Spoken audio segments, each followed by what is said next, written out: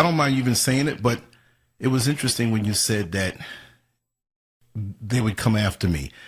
You know, I'm not trying to make this about me. I just wanted to go a little deeper on that. I don't know if you think I should say this publicly, but it's I don't accept it, but like I want that, but I always felt that in my knowing that I had something important to do for the people. Right. And I struggled with the fact that some people would say, oh, you think you're too important, or you think you're all that. But when you know something and you keep quiet about it and you see it moving toward that, and, you know, for the sake of just being brief, there were so many, I won't say near misses as far as like being able to do something that was very visible but helpful. Right. There are many things that many situations I've rubbed elbows with that trained me in a very odd way. That after a couple of decades, I was like, wait a second, what kind of odd life have I been living? But I can see now that there were reasons why I went through all of these different planes of odd jobs, odd relationships, odd everything. And in the back of my mind, it was like when it hits, and it's not necessarily for money, not necessarily for anything. Like I said, I'm the guy that loves to draw pictures, and I'm cool behind the scenes. And all of this stuff and driven to do all of this stuff from before I knew. And it was like people have been telling me things on that level. And I know that, like a sports car, the faster you go is the more the suspension drops lower to the ground and have a lower center of gravity. See? So I always said to myself, I know that somebody's going to try me. If it gets to that level, they're going to try for my life. You know what I mean? And I don't know where it came from. It just, I've always like kind of knew that. Not that it will happen, but there's a great chance that it will when you get to those points of being brave enough to speak truth. And people say that so much online. Oh, I'm speaking truth. I'm the one to speak. I've never been arrogant like that because I'm like, what do I know? You know what I mean? I'm only going to reflect what is shown to me. You see? You know, one thing I'm going to tell you, okay, one, I'm going to apologize for, like we speak and we have some of the forums, and you and I get into conversations where I try to jam in so much that I get off point. No. Okay, I accept the apology, but to me it's like, it's like you ran your car into the side of my house and you're apologizing, but you didn't know that you saved me money because I had the demolition guys coming over to tear the house down and build up another one. Right. I agree. Right. I agree. You're helping me. Yeah, no, but the thing is, when it comes to, people and they want to hear, or it's not even about hear, that you want to know. Because the people that tune into you, they want to know. People are seeking things. They're seeking knowledge. They're seeking real knowledge, not trivial nonsense and, whatever someone said in this, that, and the other. And I want everyone to know, we get into certain things, but then I veer off and start talking about other subjects. So I try to jam it in at once. And I wanted everyone to know that, hey, guess what? There's a subject. We're going to present that subject. Whatever needs to be done, it will be done. And I'll be more than glad to address anything that anyone has to ask me. Whatever needs to come up, I'll stick to the program. And I want everyone to know, because you have to remember, me is me, and dealing with me and the answers I actually have have been bottled up for years. I've never gotten the chance to tell anyone anything at any time or any point. So this is a big move for you, not because I'm some big whatever, but just that's just the act of expressing yourself. First of all, if it wasn't for you, and first of all, you and I had casual conversations. Yes. And next, you literally pinned me to where you're like, hey, stop playing and let's do it. Right. Okay, and I said, yay, and I made an agreement. But then when it came down to the agreement and you called me, I told you. I said, hey, dude, I don't know. And you were like, hey, just act like it's you and I. Exactly. You like, and I. and I'm going to say it publicly. Talking, but when the first time, I just try to rattle off everything that I literally know, not of fantasy or book reading and nonsense, that literally my life. Right. I could go on better with things that people, I guarantee you, people on a real higher spiritual level, I mean government, or we could go to India, which is part of my house, or anybody else, and they'll tell you he's not lying. He's not lying to you. Right. Okay. I've never had any. I had no doubt whatsoever. That's the thing, because in communicating with you, and I'm not going to say I'm some gifted person with the super discernment, but I have some discernment, and with you, you wouldn't even have to hardly open your mouth. It's a knowing. It's like two animals who look at each other, and it's a knowing. I said, this guy's a warrior. You already know. Yeah. You know, it's a knowing. And the lesser of us, which I'm not saying anybody's less, but the ones who have not activated their gifts, they know it too. Even with a duller reception, they know it too. This is why. Those are one. I mean, I apologize for interrupting. No, it's okay. No, but it's how we talk. Go ahead. That's what I want. There are people out there that are also in a bracket, a higher bracket. Don't be ashamed or scared. Right. To say something. Right. You know it. You know it. If this is where you came from or whatever goes on. Right. Hey. You have. I mean, trust me. As much as people think, oh, just say whatever. It's a tougher task than you would ever believe. And I do understand, because, and that's why me, as in being me, it took me all of these years. Besides my mom and my sisters knew eventually, but.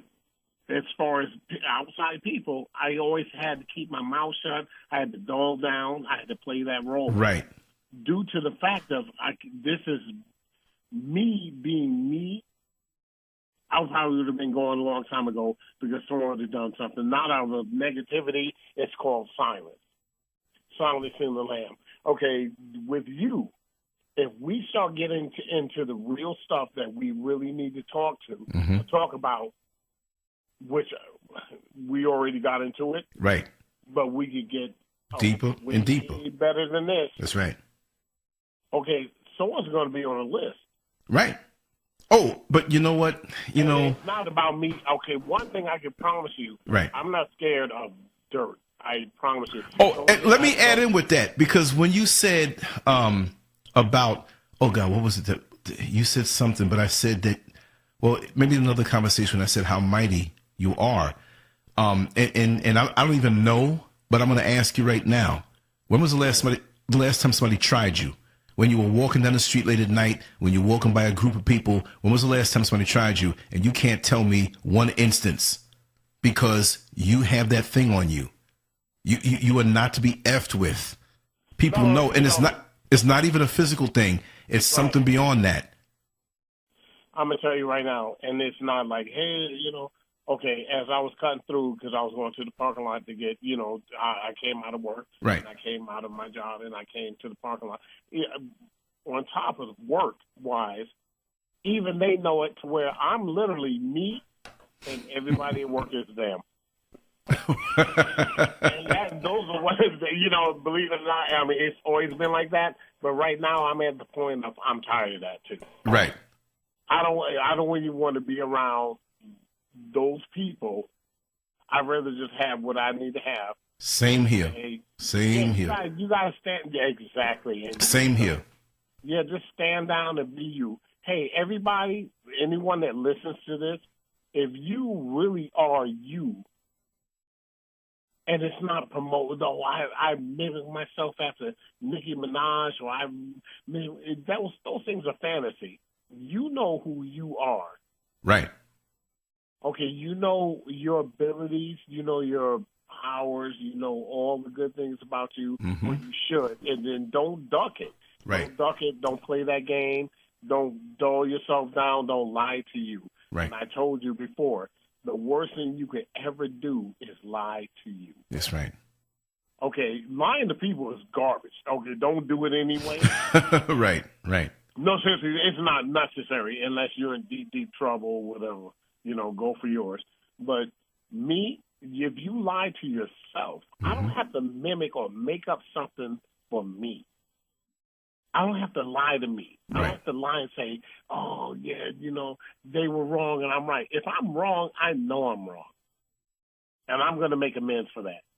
If I'm right, hey, guess what? If you don't agree on it, who cares? Right. I leave unscathed. The thing what people don't realize is your powers and your abilities and your self-realization is very important. Mm-hmm. And people, this is where we talked about in the beginning, where you, like I said, I'm jumping everywhere, but I'm No. It makes perfect sense. And again, I say, compare this to college, and say a third grader walked in. I'm not knocking anybody who has this stuff go over their head, but if you're not ready for it, you can't knock it. We can't slow down anymore. We've got to, with the sense of urgency and the things that are going on in the world, we've got to just go full throttle and be ourselves. We cannot be that Corvette being nice to the Toyota Yaris and go slow. We got to go and do what we got to do now. Even if I don't grasp it. You're absolutely right. Yeah. This is the time now. If many people out here weren't shucking and jiving, playing the ego game, playing the worldly game, not meditating, not doing what they're supposed to do, now we're here at this point where show and prove, not to the world for any egotistical reason, but now you got to be ready for you and your loved ones. If you've been pissing off, then, oh well, right now. Yeah, you know what? I love you, and I'm going to tell you the truth. You know the problem that hurts me is the fact of you have to remember, okay, we're battle axes, and we can do it. There are other people besides us that can do it. Right. But it's on a higher and more spiritual level. Yes. I can go into a spiritual warfare, and I'm going to win. Right. Okay, but guess how many cannot? And we understand. And this is why you're sharing. Those are the things that hurt me, because guess what? There's certain the bulk of the people you can't keep up to where we have to be the defenders of them.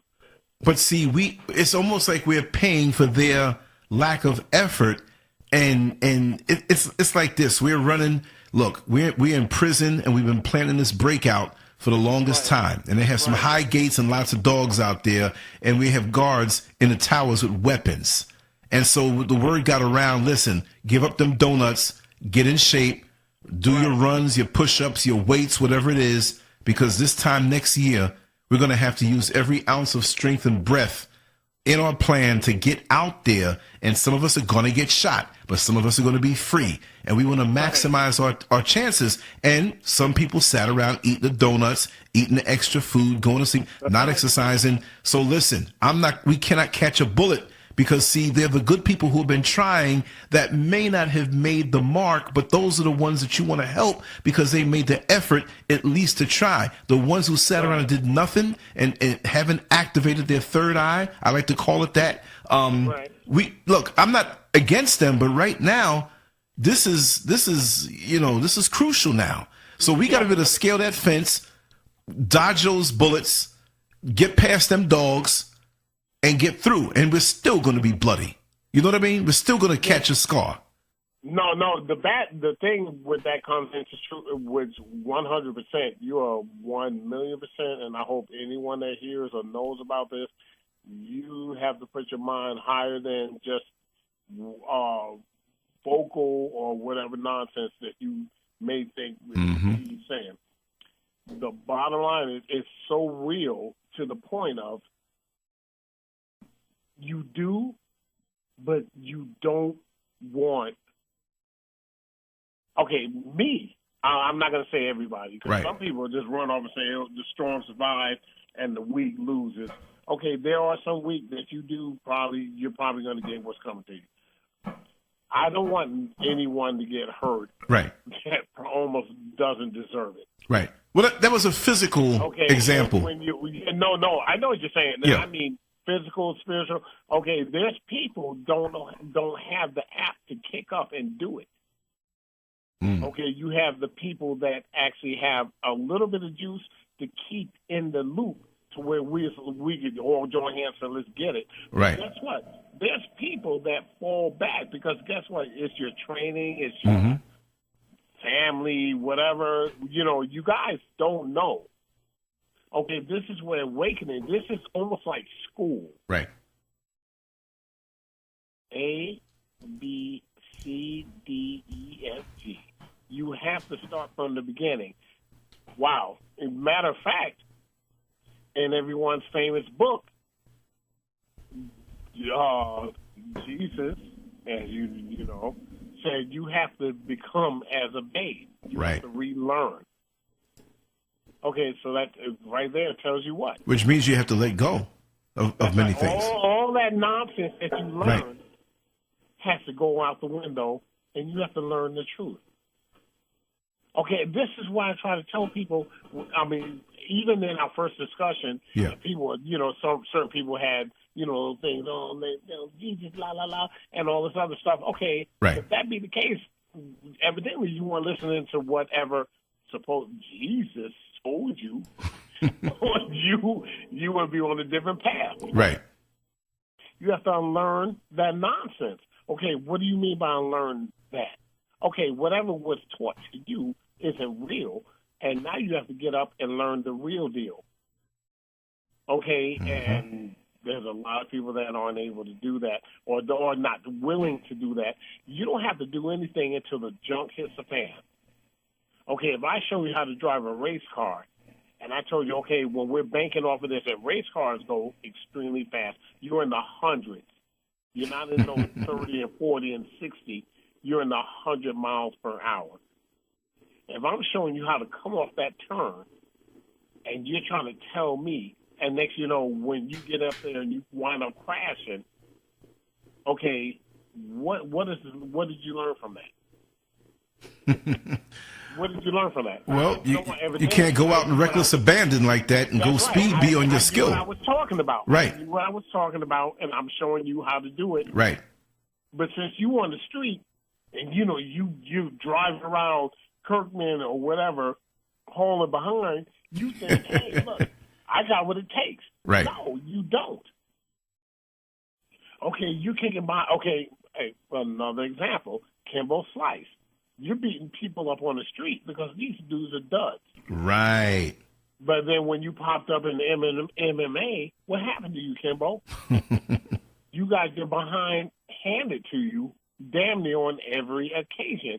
The only times you won is when they put you in with some dud dude that told him, take a dive so we could get this guy's name up and build a franchise on his back. And then eventually when Kimbo couldn't perform, guess what? At 42 years old, you're dead? Exactly. You were fighting in some organization that was failing. Now all of a sudden, you got killed. Seriously, you're dead. And next you know, now the organization is back up in a good bracket. You were a blood sacrifice. Right. Okay, hand it to it. Okay, so stop playing. These are things that I try to you try to tell people, but you can say it I try to say it in a sort of way, unlike what we're talking about now. The masses want, like I said, a lot of people want to be ignorant. I'd rather not know. It feels better, right? We can create our own fantasy. Yeah, we have social media. We can become who we want to become. We can Photoshop our pictures. We can lose weight instantaneously by manipulating the image. We can say the right things, play the words. We can hide. There are people out here who orchestrate a fake image and never come online and hide. You see what I mean? Because they're afraid to be themselves. My whole thing is, and which I love and I would love to do, is have anyone that wishes to question me Bring up all your little topics, any topic, and I didn't mean to say little, like to belittle anyone. I want you to bring up all, no, seriously, because, people take offense. Hey, oh, he's acting like he's better than us. I'm not. No, but you know what? You don't have to babysit their low self-esteem. This is, and I want you to hold that point.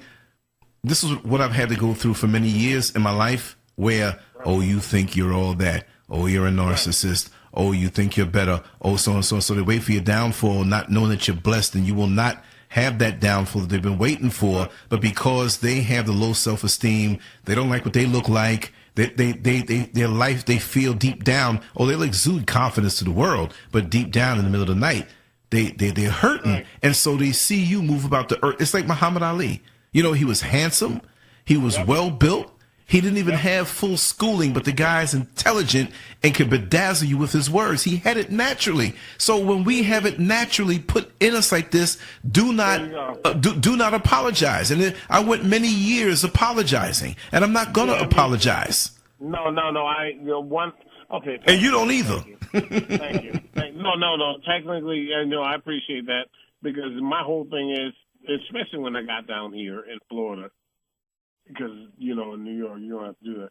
But in Florida, no, seriously, because the mentality and the power, the everything of us is so low that you literally have 55 billion enemies versus you. Yes. And I laugh because one thing, I don't have to join you, and I'm not going to do it. But it's like, wow, do you know why you dislike me? And no one has an answer. No one has an answer. It's just you ain't acting like us. Okay, how are we supposed to act? Like I said in the first one, black people. Do you know what being black means? Or do you know how blacks do it? You know how we do it? Do you really know how we do it? We do it doesn't mean ham-hocks, talking loud, acting a fool, disrespectful to each other in the whole nine. That's not black. You don't know. You just been trained to be a nigger to where you feel this is comfortable. You feel good being under something. Okay, out of all of everything that as we see right now, you could get any nationality, and I would love for this to happen right now in front of me. You could get everyone from every country, line them up, and I'm going to ask everyone, what do you dislike about black people? Most of them won't know, but they're going to no, I promise you. They're going to go on the fact of one race that promoted hate to black. They're going to get one race promoted hate to black. You have people in India who are darker than me. Mm-hmm. And there's a bunch. And it's not like when you see India and you see the girl. Right. They hide that part. I mean, they promote. Yeah. You better believe it. They hide that so deep. But when you get to India, you're like, holy smoke, everybody here is black. Okay, they had them so demolished mentally. They were claiming they were from England and this, that, and the other, versus saying who you really are. Okay, why is it so important? Okay, anyone who is listening right now, why is it that important out of everybody on this planet that black is a problem? Mm-hmm. Why would that be? Why would that be? Okay, I'm not going to give an answer, and I'm not going to say, hey, this, that, and other. Think about that. Go think about it. Why would you, out of everybody, everyone, everywhere, and I'm not talking about Japanese don't like you. I'm not saying Chinese don't like you. Right. Nothing. Why would one race do the best they can ever do to promote the hate of you? Why would that be? Why would that be? Because we're the biggest, baddest, mightiest on the planet, and it's not. What I don't want you to answer it. what I want to do is have anyone that ever listens to this, right. I want you to answer that. And I don't want you to answer it out of, hey, when the Egyptians showed up, this, that, and the other happened, and this, that, and the other. No, there is a real answer behind that. And let me just continue to not throw others off who think I'm on some old anti-white something. We're all human family, but we have a positioning on this team of the human family that at this crucial time that we have spiritual abilities and powers far beyond the normal man. That when we are fully activated and away from the poisons of this world and distractions and things that pull that power down, we are the mightiest in this position. Look, you're not going to go... and I'm not making this anything anti-anything, but you're not going to find a 5'2" Korean dude to come and play in the NBA. It's not going to happen. He's not that good with skills. It won't have. Okay, one, like I said, we are the most mimic of anyone in the universe. Okay, first is universe, like we talked about universe. If you know a uni, and then verse comes, right? Something and something with verses will equal this. So we're the most mighty. The bottom line is, you know who's who. It's being disguised. Right. And unfortunately, you have those who are so trained. And like I said, it's not the thing of you've been trained 10, 15, 20, 30 years ago. No. We're talking about 100 years, and I don't mean in the homeland or anywhere else, because black people we've been everywhere before anyone can say someone's been somewhere. Right. Okay, that's a fantasy. Oh, yeah, all blacks have come from Africa. That's the biggest joke and a lie. They even have, when you look at the map and the geographical map that they have set up, they have certain continents smaller than you have, like Africa's so-called semi-big. Right. We're like damn near the second biggest, but there's some bigger and bigger. Okay, guess what? That's not true. That's also a lie. Wow, man. The thing that makes it's almost is disappointing, but it's mind-blowing. I would love to show you. I want people to see that. Right. See the real deal versus what I'm talking about. And all that crap is going to go out the window. All the nonsense is going to go out the window. That's why, little Spanish cats at the job, and they own these little white people, very few right now. They talk. And I said, okay, all you have to do is find out who's who. Who's who. It's not about, black, white, Spanish. Find out who's who, and all this stuff will be abolished. Right. You know who the answer to. Well, see, that's the very reason why there's so much chaos right now, is because most don't know who's who, and many of us know who we are, but we're afraid to stand up on that. So this is why I move with no fear. You in between that knows who's who. That's the bad news. Right. Okay, like I said, picking and dabbling and getting these information from here and there. Some of that stuff is cool because it enforces to you to say, hey, I need to see more. I need to know more. But then you have the nonsense that you wind up dabbling in. Right. And you're thinking, okay, that's black, this, that, and the other. And like I've seen little brothers walking around here with the Baphomet emblem on their chest and on necklaces. And I'm thinking, I laugh. I'm thinking, do you know what that means? Man, it ain't what you think. Okay, then tell me what it would be. I'm not saying it's bad, good, or whatever, but since you have it around your neck, tell me what the hell that would be. I'm not going to put a tattoo on my arm saying Titanic, and I don't know what the hell. And you're about to go swimming. So, in other words, you're trying to sink. I mean, what does Titanic mean? Right. Okay, boom. I just put it on because it's popular. I put it on because I saw so-and-so wearing it or doing it. Jay-Z, I saw him with the Baphomet. Yeah, right. Hey, come on, man. You guys don't follow this stuff. This is why I try to tell anytime we talk, I told you it's a time to where you need to start diving into you. Right. I didn't say follow Lala or James Jenkins or Pastor Evans. I didn't say dirt of that. I said you have to go into you.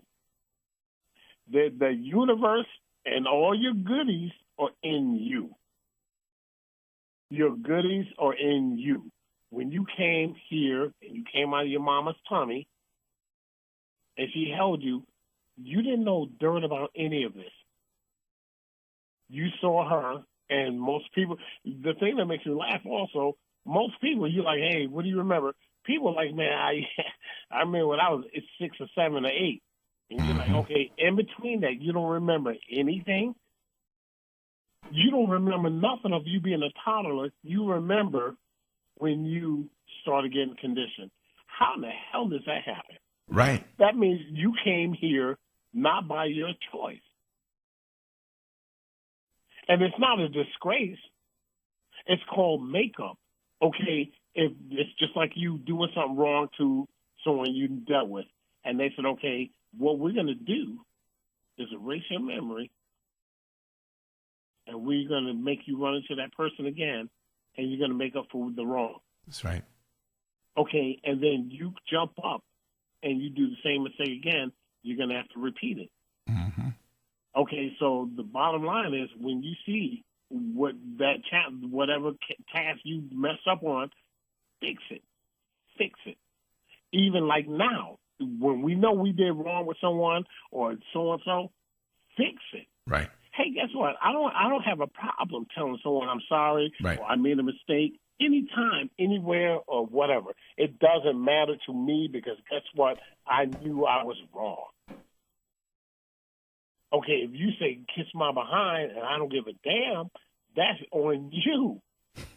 But when I come to you, no, seriously, because when I come to you, I'm not saying it just to clear my conscience or be like, hey, I know I was wrong and, I didn't mean to do this and the other. No, I'm telling you straight from me and Right. my heart and soul, hey, dude, I know I messed up.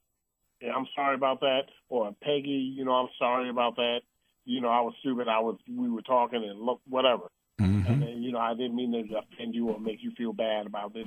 And, there you go. If she says, kiss my behind, I'm like, okay, well, I just want to let you know I apologize. And I did not mean to offend you or hurt you. Right. If she says, I don't give a damn, you get the hell out of my face, that's all you. Good luck. But I know, no, seriously, but I know. I don't try to hurt people. There's no person or anything I'm trying to hurt. Right. The only thing I like to hurt is bad. Mm-hmm. If you come at me, I got what's coming to you. I have the weapon. But you can't dance around. A lot of people dance around and think this stuff is a game, but it's not. You got to think everything is for a reason. If you actually did what, like I told you, which we haven't talked about yet, if you did exactly the real techniques, everything, you can slow stuff down and fix it in between. Mm-hmm. You know better. You know how to adjust to this. You don't react and just move on stupidity Right. and foolishness. There's no such thing. You don't realize you're in control of this stuff right now. You're in control. But since you've been raised to think you're not in control, you think, things up in the air and this is happening to me. And that's where the frustration builds up. Yeah, because guess what? From little, you were taught this is this and this is that. So when things come up, you're thinking, this is beyond me. I'm out of control. No, you're not out of control. You can control it. And this is where fear kicks in. Matter of fact, there's a movie. Who is that boy? Will Smith, Mm-hmm. and he had his son in it. I don't know the name of the movie. And they, like I said, movies aren't put there for fun, believe me, except for some of the stupid, goofy ones like comedy, stupid stuff. But he taught his son how to break fear. And I started laughing. I said, okay, because my cousin showed me the movie, because, he and I yap about certain things. Right. And he was like, you weren't joking. And I said, I told you. Dude, fear will take you. Either make you strong and you can adapt to it, but most people fold under fear. And not only that, but the slow trickle of it, the undetected. Fear is a poison. Yes. But it's that slow burn to me that kills people every single day and renders them useless, that they still think they have strong spiritual limbs. You see, even if their physical limbs are strong, but they're impotent now. They talk a good game, but they are not moving toward anything. They're not thinking of creating and manifesting anything in their life. Because guess what? You first of all, you're raised in, you don't have direction for yourself, and you don't know anything for yourself. And then on top of it, you're stacked with fear. Mm-hmm. Your churches preach you to fear. Mm. Okay, and it's not disrespect. Oh, the church, whatever. Right. No, but you don't even have to say that no more. Don't even say. Don't even apologize. Yeah, no, Give it to him. Okay. Right. The thing is, your church is actually your body. Your temple is your body. Okay, when someone hits you in the side of your head, just right on either side of your eye, what is that called? Oh, you mean the actual punch? Yep. Okay, say if I slap you, but I don't slap you in your face or your eyeball, but I go right on the side of your head in that small spot, left or right. What is that called? As far as a punch, like a hook? Anything. It's called the temple. Oh, the temple. Oh, okay, I got you. I'm thinking boxing, man. My mind's always in boxing. I know. No, but I'm saying, that's why I said on your head. Right. Oh, okay, I got you. There's something on the right side and the left side, and I promise you don't have to put effort into hitting it. Right, you don't. Pop it good enough, and hit him in the temple. Little baby slaps will work. Okay, you're rock and you're staggering. Okay? If anybody wants to follow up with that, check into your thing. Those are your temples. Mm-hmm. Okay, your body is the temple, and the body is your church. Right. You don't disrespect your church and your temple. Okay, when it comes down to your eyes, and they talk about the ivory, that's your teeth and everything else. This is where people try to play you, and they tell you your universe and all this other stuff. Your body is also the divine universe. You will something in you. That's why people tell you to push, and you will yourself to do it on the inside, and you make it happen on the outside. That's right. Okay, don't play these games. That's what makes me laugh. But also the power that also is in you is also on the outside of you. If you actually saw a tornado coming and you mastered your inside universe, you can say, be gone, and that tornado be like, get out See, and that tornado analogy is something that I used before, and I think I used it with you, where I said that in a perfect world, meaning where we are totally activated, that we'll see the tornado coming toward us, and we're not going to move. It stops right in front of us and won't bother us. We'll walk in the wild, and the animals won't kill us or bite us up. You definitely said it, and it's the truth. But you have to have heart. Okay, I'm going to tell you this right now, and I'm not even making this up. Okay, I went over to my cousin's house. Next thing these people were screaming, and we were like, oh, Sam, what's going on? And the chick said, well, there's a snake in our bathroom. There's a snake. And I'm thinking, okay, Florida, you know what time it is. Right. When I went in there, I said, holy smokes, I said, that's a python. Ooh. I mean, it was a python. Shoot. What part of Florida was this? No, this is over here off of Kirkland and, Raleigh? What? A python? It was a python, but guess where he was? He wasn't in the bathroom. He actually was, okay, if you turn your refrigerator backwards. Right. He was in the refrigerator going into it backwards. Wow. Because he was seeking heat. Wow. I said, there's a snake there. And this cat showed up, and he was white, of course, because everybody black was scared. I'm laughing, but I'm so serious. Everybody black was like, oh, my God. But every white dude came in, he was like, shoot, I get it. And he went and got him and just finessed it out. And he was like, can you turn? And I turned the refrigerator, and he slowly got the snake out. It was like almost 5 feet long, but it was like damn near 18 inches thick. Shoot. I wonder where that came from. My thing was someone lost him, and they couldn't find him, and he wound up going into a warm place. He found, the back of the refrigerator. And away from people, too. I mean, just like, right. Yeah. He got in there, and he wiggled, because snakes would get in where you would never believe. Mm-hmm. Okay, so he hopped in there, but when he had the snake, and, he was holding, like, yeah, stop. And I said, that's a pet snake. Someone's pet. Because a real python, I'm not going to say it's like Anaconda on with Jennifer Lopez and all that. Right, but still, yeah, it had to be somebody's pet. But, yeah, he was too calm. But then when I started talking, the snake lifted his head up, and he raised up, and he was looking at me like he knew. He was like, hey, how you doing? And they were like, oh, wow. And they were laughing like, oh, he's out. And I was like, oh, I wasn't like, hey, snakey, because I like snakes, but don't put one on me.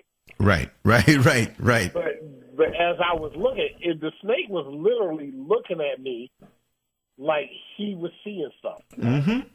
His head was moving. He was up high and looking like, wow.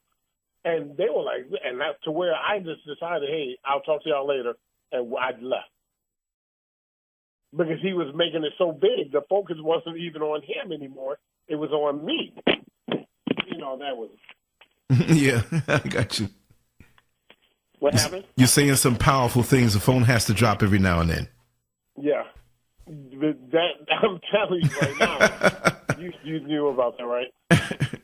Okay. The deal was, and I was like, wow, because for you to raise up that high, and you're like literally pivoting and looking and keep looking and looking. That's why people are like, oh, one thing I love cats. I love cats, man. Cats love me. I don't care where a cat is. They spot me, and I always spot them out of everywhere. And I laugh, and I say, okay, I don't know about that, but I've always loved cats. I love cats. And no matter where I'm at, I said, oh, there's a cat. And they're like, where? And I said, right there. And the cat's always looking up like, hey, I love cats. I don't know what it is with me and cats, but we love each other. Dogs can't stand me. I'm laughing, but like if it's a little dog or whatever, I'm like, I can tolerate it. Or if you had a puppy and raised it, it's like, yay. But dogs are like, oh, man, come on, dude. It's him. And I don't know what the problem is. Only one dog that was all right. It was this chick I went with years ago, and she had a dog named Buddy. And he was the nicest dog you could ever believe. He was big. You could talk to him, and it's like he understood everything you said. Hey, Buddy, go and lay in the room. He'll go right in the room and lay down. And you're like, wow. But as far as cats are 100% with me. Snakes, I like them, but I don't put one on me, and I'm not going to go and seek to get you. That python was making it his business to look around everyone to look at me. And they were like, oh, no. And I said, okay, let me just get out of here. And I told my cousin, let's dip. Let's go. And we left. And he was like, dang, that's not snake like you. And I was like, oh, whatever. But he knows the deal, too. But it's funny how certain animals have certain characteristics and many people don't understand, like, what they possess. Like, you could see that snake was watching you and seeing things in you. I'm telling you. And you see how cats get along with you. They get along with me fine. I love them. Yep. My wife doesn't think I'm too tough. That's why I don't have it. But, I've always kept a cat, and I love watching what they watch. I love watching when they watch something crawl across the ceiling. They tell me what's going on around, when you watch them, when they jump up and look around. But I had an experience many years ago. An old girlfriend of mine had an aunt that was into everything on the evil side of things. Okay. I'll put it that way. But everything was about evil, manipulation, getting stuff out of people, doing things to people. her magic powers were geared that way. And she had a cat, and the cat was named Cleo, right? And this cat was up in the apartment with her, and she's not going to hear this, and this is so long ago, but this aunt was so envious of family members, of friends, that she set up, I'll say it this way, she set up someone close to her to get killed just to get the guy's car. And that's it. I hear you on that. Threw him out the 6th floor window just to get his car, and he survived.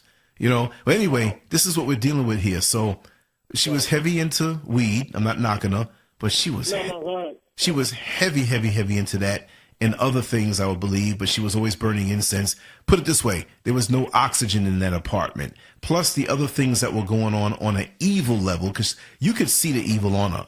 You could see evil, and you could see that she was one who wanted to manufacture lust in men. Not even just by exposing herself, but by the way she carried on. She was the kind of woman that would get in a man's face that she hardly knew and talk to him like she knew him for years. And the man would fall for it. Well, anyway, she was getting rid of the cat, and this cat had things on it. Big time. We didn't realize it. And I thought about it. I said, well, you know, and this is decades ago. I said, well, you know, what if this cat has something? I said, probably not, just a cat. But I knew better. We brought the cat into, you know, she was living with me in my home, and things went cool for a little while, but the cat was always hiding. The cat always had crust in the corner of its eye, like this stuff was in its system coming out, and the cat always walked really low, like a fireman crawling across the floor, because, you know, there's a lot of smoke in her apartment, so the oxygen was down below that wasn't touched. You know, when you see somebody smoking a cigarette, and a bunch of people smoking cigarettes, they're playing cards, and you see that line of smoke where it is, you know, the colder it is, the higher up it is, the hotter it is, you know, whatever. Anyway, I was home, and I was petting the cat, and I pet the cat, and just gentle, like the cat always came around me, and the cat bit me between my thumb and the finger in the web of my hand, my right hand. I'm talking about, and bit down so hard.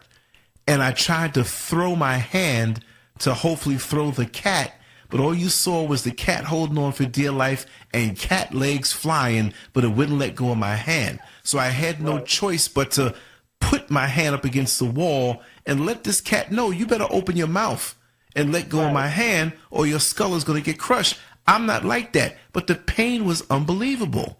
Exactly, I know it is. And this was what people would say is demonic.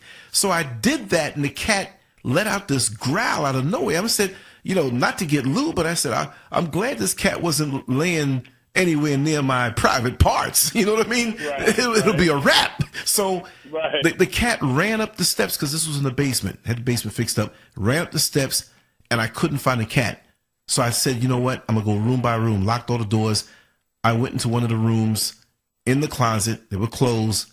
The cat was smart, wasn't on the ground in the closet. The cat jumped up and held on to the dowel that we hung the clothes on, the coat hangers on, and it was hanging there between the clothes.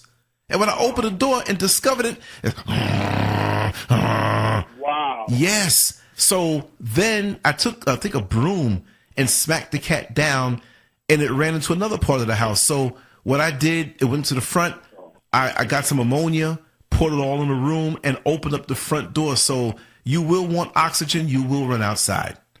Right. So the cat went outside, stayed out there all night, fed it outside for a couple days, and we let him back in. Same thing happened again on a different level, trying to bite me on the foot. So I had to get rid of the cat. Didn't do any harm to it, but I took it to an area around the restaurants/residential area where I know there's a lot of food thrown out the back. I wasn't going to kill it or do anything, whatever, or, you know, I didn't want to give it away either. I don't want to give it away and make this, because this cat was evil. This cat had something on it, and I realized that. Yep. People don't see, and, you know, the bad news is people don't realize, and this is why I say about dabbling and stuff and dealing with stuff. These things are going to happen. And when you have a pet, either the pet's going to scat because they don't want it on it. Are you there? Yes. okay, or it's going to go into that animal, and they're going to show their behind. And unfortunately, with her, and saying as bad as she is, which I actually have family members who are in that bracket because they actually made certain, I'm not going to say that because I'm going to get pissed. No, I promise you, no, because you know what the bad news is? They're in the Masons. Yeah. And they literally cast out my grandmother, my mom, and my granddad for their nonsense. Right. And every time those funerals came up, they showed up before the funeral, we all show up, the family show up from all over the states and all the colonies and all the good stuff. Mm-hmm. We show up here. Next, they show up and they're shaking hands with them, talking to them. All of them dressed in black, and they dip.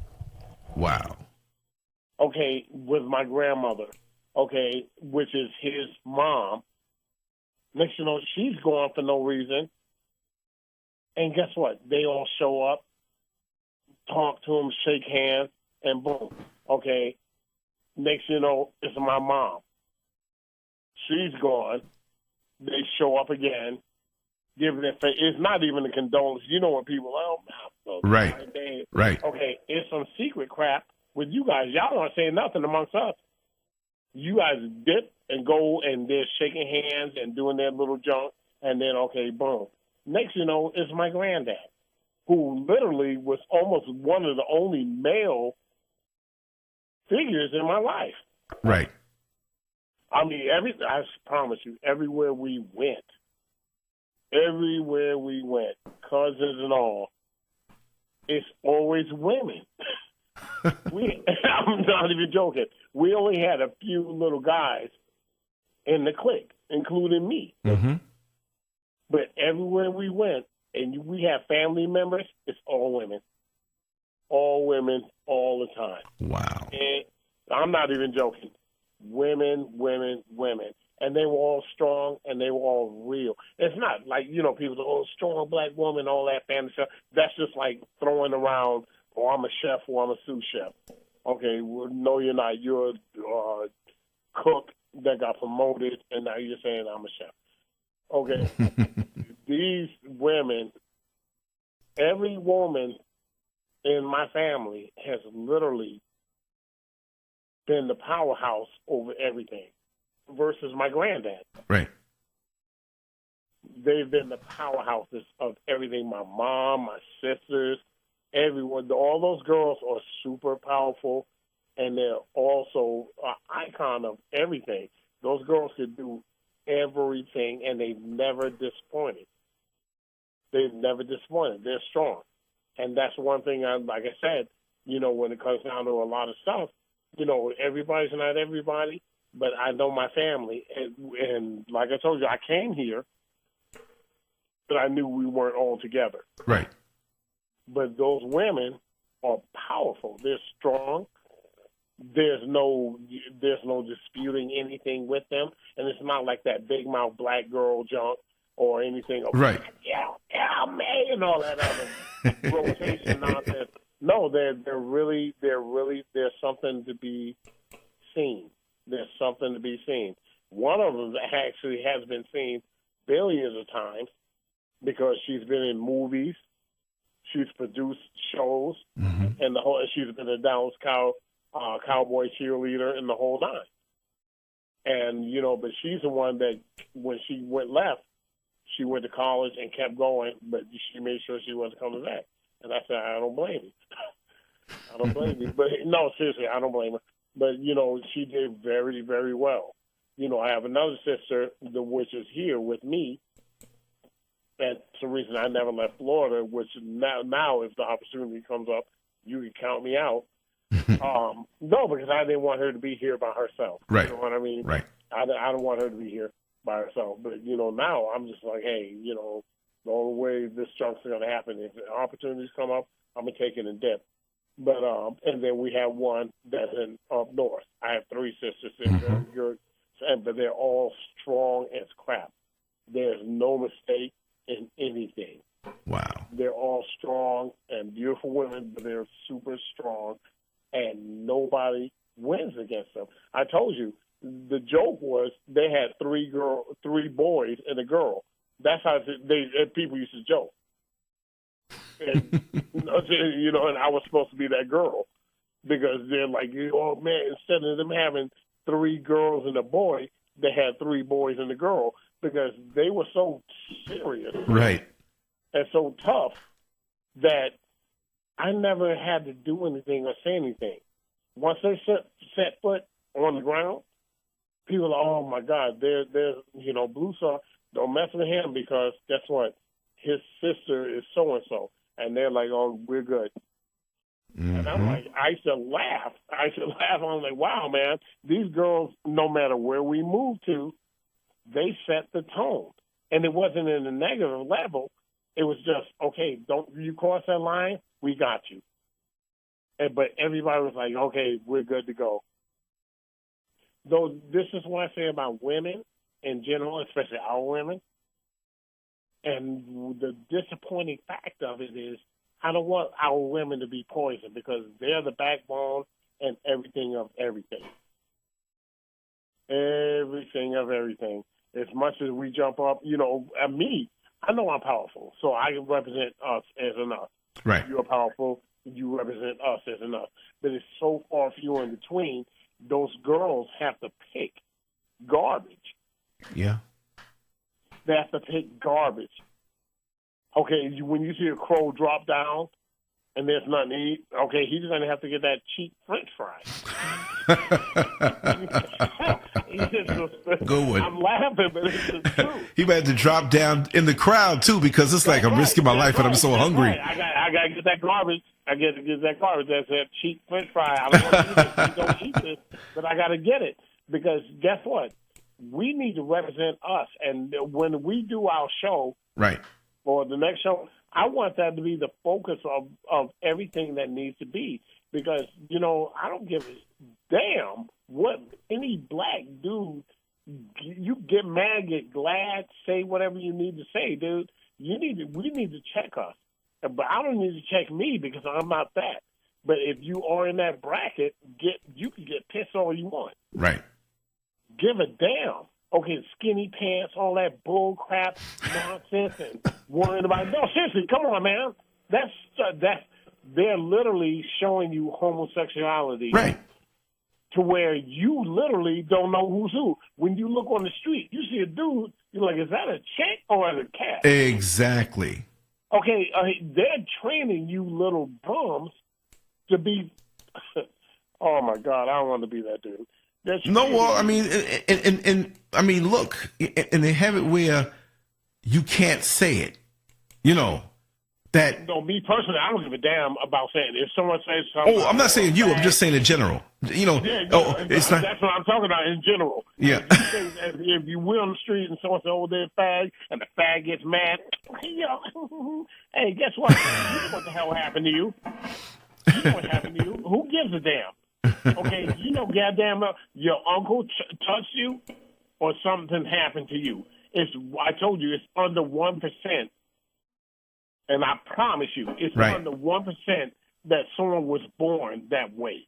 And if you're born that way, that's not a problem. But if something happened to you during summer camp, or like I said, mm-hmm. Bobby just jumped on you, or you went to prison and got turned out, whatever, man. Hey. That's cool, but don't promote that bull crap. Yeah. You were trying to be cute and curious. Oh, yeah, man, we getting effed up and all me and these hoes and these dudes got together. Next you know, mm-hmm. and now you can't get off that. I don't know what to tell you, dude. Right. But, yeah, seriously, I don't know what to tell you. But the bottom line is you don't promote that nonsense, but Obama had that agenda. That's mm-hmm. why he jumped into office, mm-hmm. and he made sure you guys were secure. Mm. Okay, girls and boys. Okay, this junk is out the woodworks. Okay, they was there, but they really took it to the hole. They took it to the hole. Literally took it to the hole. No, seriously. I'll say no more. You know what I'm saying? They took it to the hole to where now if you on the job, if you have to watch what the hell you say. Hey, look out, punk, or you as a joke. Right. Someone may get offended, right? And now all of a sudden it's damn near calling some black dude a nigger, which black dudes call each other niggers anyway. Right. But then if someone says nigger, now you don't. The supervisor said nigger, and now you trying to get a lawsuit. Hey, man, when you're on the street, you say the exact same thing. Mm-hmm. Lay it to rest. Lay it to rest, dude. If you don't want it to be said, don't say it. You don't call you up here, oh, what's up, my dog? What's up, dog? I don't know. None of my friends or family and my people are dogs. And it's not undermining a dog, but we're not dogs. That's right. What are you talking about? What are you talking about? Oh, what's up, dog? What's up, my nigga? My nigga who? Who the hell are you talking to? Right, my nigga. yeah. Oh, what's up, nigga? Man, oh, that's my nigga right there. Okay, who? I mean, I don't see ownership papers on nothing, and I'm not a nigga. Lay that stuff to rest. If you don't want it to be said, and you're jumping up and down filing papers, he called me a nigga. Okay, then you need to shut your own damn mouth. That's why when white people, if someone calls you a nigga, don't get mad. Don't get pissed, because you say it anyway. You should feel comfortable. You should feel comfortable and happy. You're saying it anyway. Mm-hmm. It's not a big deal. Nigga. Okay, pull that trigger. Seriously, feel good about it. Hey, hooray for you. You want to be a nigga? There you go. They trained you to be one. That's right. Acting like one. Feel good about it. Right. But no, seriously, feel good about it. But don't get offended or get mad if someone calls you out on it. Hey, what's up, nigga? Yeah, that white dude called me a nigga. Hey, you might as well say good, hooray for me. You should have accepted it. I don't like stuff like that. That's why I said about, black people, we need help. Right. Black people need to work on us. We need to work on us. Work on us. Okay, black people, you go to a job or try to fill out an application, there's another black in the window. That black person try to razz you. He won't try to give you that job. Oh, well, I'll put your application over here. Uh-huh. Especially if you drove in a better car than them, or you hold yourself a certain way. They might be ratchet behind the window and you're not, and they can tell. That's right. I got to deal with that all the time. And you have some women and men who get on loud with all of this drama amongst themselves, and they're watching me to see if I'm watching them. I'll just quietly pick up something and read it, look the other way, act like I'm on the phone, not the cell phone, but the phone to reach the supervisor. And when they see that calm thing inside of you, they'll even suck their teeth. They get upset because they want to draw you into that energy. And that kind of stuff, that irks me so much. The thing is, like I said, black people, I don't care who's hearing or what we need to work on us. Damn focusing and trying to be like somebody else or following the trail of somebody else and following that nigger trail. We're not niggers. You don't deal with nigger tendencies and do all the other dumb nigger stuff. That's not you. Right. If you don't know, stay neutral until you find that spot. Or when the train comes by and we grab you by the hand, grab on and go. Just don't participate in the stupidity that these people lay out for you. That's right. They're showing you how to act, and you're doing it. Mm. They promote ignorance and jigaboo stuff so good that you're behind this dancing and popping and locking behind it like a fool. Yeah. These things are realistic. And what makes it even funnier, as we spoke on before, you have everybody in the world following your ignorant nigger ass. So what's going to happen when your nigger ass fall? They're going to be able to bail out. You ain't lying. Oh snap! I'm Japanese. Oh, I'm so and so. Oh, I'm this and other. And they're like, oh, yeah, okay. Boom. Now you're out the equation. Yeah, they're out the equation. But guess what? You're going to be judged as a nigger. You're going to be judged as a nigger. Okay, you're in the car with a bunch of people. You're only black, or you and your little friends are only black. They pull you over. They're going to put the flashlight, show everybody. They're going to focus right on you. Yep. What are you doing? Yep. And you're going to be looking like, God dang. and right off of nature, you're going to get offended. Like, God dang, out of all these people, he's focusing on me. Hey, man, I ain't do nothing. And that's all they want to hear. Right. It's some kind of tone, high octave in your voice to snatch you out and put you in so-called... To say you're being disrespectful. Place. That's right. Excuse me? Where you on? Get on the ground. Now you're on the ground and you're taking the ass kicking and folded up and put in cuffs. And, you're on the up climb of trying to explain why the hell you're in this position. Sir, I ain't mean to do nothing. We just doing this, Now you up climbing and kissing the ass on someone that's beneath you.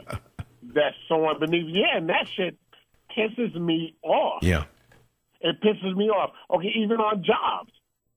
Okay, so-and-so did this, and then you wind up saying, hey, look, that's not and y'all get into a little so-called confrontation. You got to prove your innocence out of everybody. Right. Why in the hell would you have to do that? Okay, well, Raymond, what happened with you? Well, he said this, that, and other. Okay, well, what triggered you to stand up? Okay, what do you mean what triggered me to stand up? Okay, right now, I'm feeling hostility in your voice and your actions. Okay, everything damn near is pitted against you. Right. Stop dancing around and playing that monkey role. And I don't tell people to be scared or be like, oh, everything's against me and all this other stuff. But you got to come to a realization of, guess what? A crap load is. I don't give a damn who smiles in your face. Oh, my friend Pablo's my friend, and Karen, she's my friend. She's white. They're all good to me.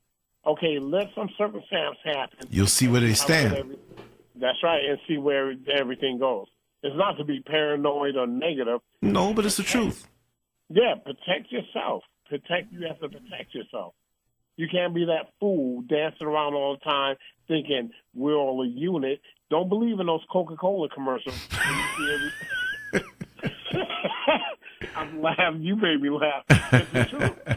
Okay, you're looking at Pepsi and Coca-Cola where everybody's all together drinking Pepsi and Coke and smiling, and you see everybody together. That's a joke. That's a joke. Stop being fooled by all this nonsense.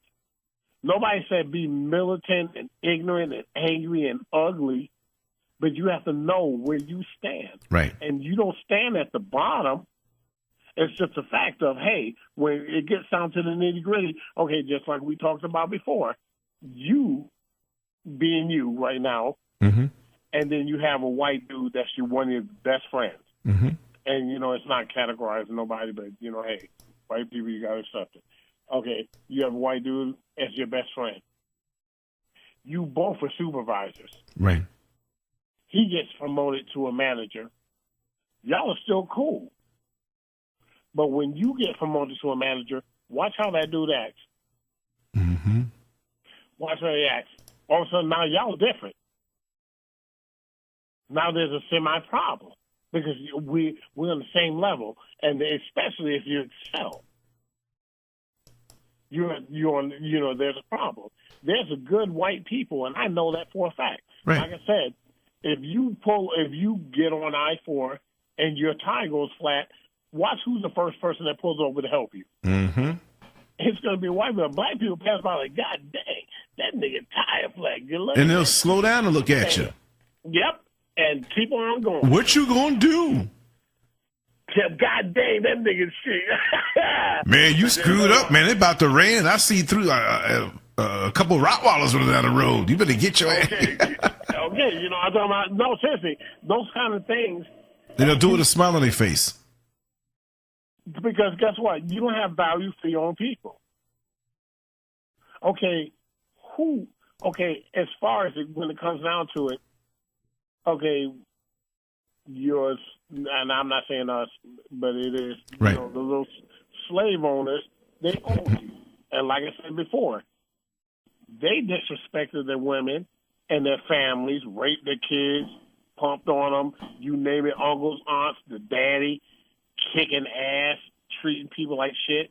So by the time you came underneath that cuss, you were doing the same thing to your family. Mm-hmm. And you weren't even underneath the cusp, but they just told you you're thinking you can own this acres. But now all of a sudden you're doing the same thing to your family. Okay, how would that be right? It's right. not right.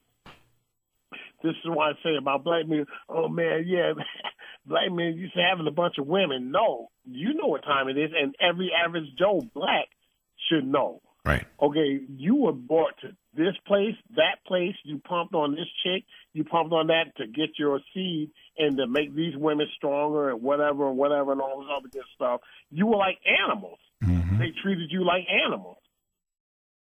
They treated blacks like animals.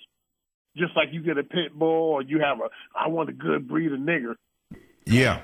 Or, you know what I mean? Or I want a good breed of pit bulls. I'm getting, But see, that's why it wasn't a crime to allow us to just move freely and dump the seed with no responsibility, just the same way it is now to do the same thing. But now, with black people, black dudes are so polluted. Not everybody, so don't get me wrong. But a lot of black dudes, like I told you, you get a black girl pregnant and treat her like garbage and haul ass.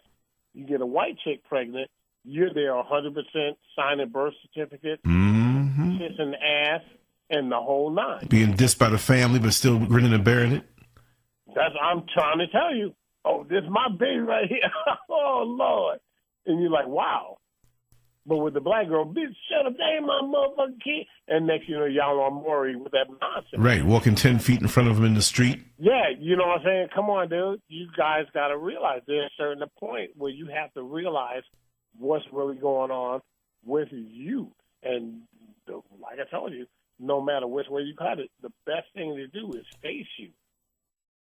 See what the solution is. It's not you as in general. Okay, you have some bad habits and maybe you could knock those off, but this is not a thing of, hey, you just came out and you were a loser. No, you were trained to be a loser. Right. No, I'm laughing, but you were trained to be a loser. You're trained to be a loser. And the more you cooperate with it, the worse it gets. Every year, every month, look at the music. Look at the dress code. Look how people talk. Mm-hmm. Okay, look at us in general. I guarantee you, when blacks step in the store, sometimes even I'm like, God damn. Yeah, me too, man. It's like, what are you trying to do? I saw this guy in the corner on Kirkman and Raleigh, right by the Walgreens, but not up in the Walgreens parking lot, just on the corner. The dude had, I don't know what kind of dreads he had, but he had this yarn hanging out of it. He was definitely funky. He had some plaid boxer shorts on, and his pants were around his knees, tied up. And he had some long behind-looking bozo sneakers on with some Morpheus John Lennon-looking glasses, and he had his hands up with his headphones on, just swaying like a palm tree, and no shame with that. I mean, like these guys have no shame. That's acceptable. And it's almost, it's not acceptable in reality. It's acceptable to the low-frequency ignorance. You're going to have people drive by, my God, even blacks, man, look at that nigga. Right. And then, you know, but guess what? You dive right back, you jump right in the same pool as him. And it's like, wow, man, you guys act like this is cool. Mm-hmm. You don't have to yell out and say, hey, man, get your shit together. You don't have to do nothing like that. But just, hey, remember something, dude. I don't care what neighborhood you live in, whatever's going on in your house. You could be better than this. To help people get out of the hole. Help us get out of the hole.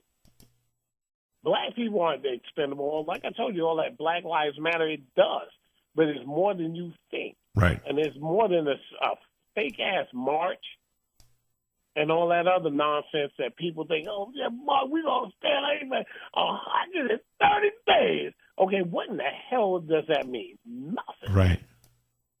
That means you out there for 130 days and these people didn't give a damn. It's going to happen again until you make a stand. But we're talking about another time. like I said, I don't promote that nonsense. But hey, Right. like I told you, to get a bully off your back, you got to check his ass. Get a bully off your back, you have to check him. Okay, you can't have to get bullied all day of the year. And to mama, you stop, body, and he's punching your face every single day. One day you're gonna have to get up and say, "Hey, guess what? I'm gonna have to fight that punk.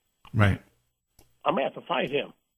Me and Bobby gonna fight today." And you get your little ass home, you get your little junk together, and when Bobby show up again, you take those nickels, that sock with nickels in or quarters, and hit his ass in the face.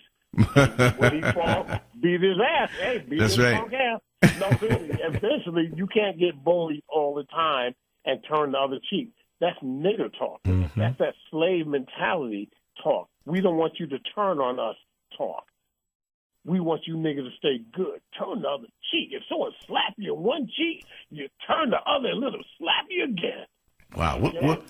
What kind of slapstick comedy business, Moe and Curly and whatever the other one was, Three Stooges. Somebody. Yeah. Just little step and fetch it type suggestion that is. That's what. But guess what? That's what you're taught in church. Right, now, right. Once again, we fall back into that where some people may frown, and some people may be like, whatever. It's not the thing of I don't bash and whatever. Like I said, put your cards on the table. I'll put mine on the table. That's and right. See who has blackjack. It doesn't matter. I'm not trying to win. It's called knowing what the hell you're talking about and knowing what you're dealing with. Mm-hmm. Okay, Mm-hmm. There's no such thing as you allowing someone to beat you to a pulp and beat the hell out of you, and then turn around, you just say, hey, good, someone's going to take care of it. Okay, justice will be served, but that'll be like 90 generations deep, and you're doomed. What good is that? Okay, seriously. I mean, you look at some of the other things where this happened in the Bible, and guess what? So-called the Lord told you, get up and kill them. Mm-hmm. Okay. Oh, no, seriously, look at your little books, everybody. Okay, so-and-so jumped on so-and-so, and next you know, the Lord said, you got to put up arms and go over there and destroy that whole place. Why would that be? And who are you dealing with for real?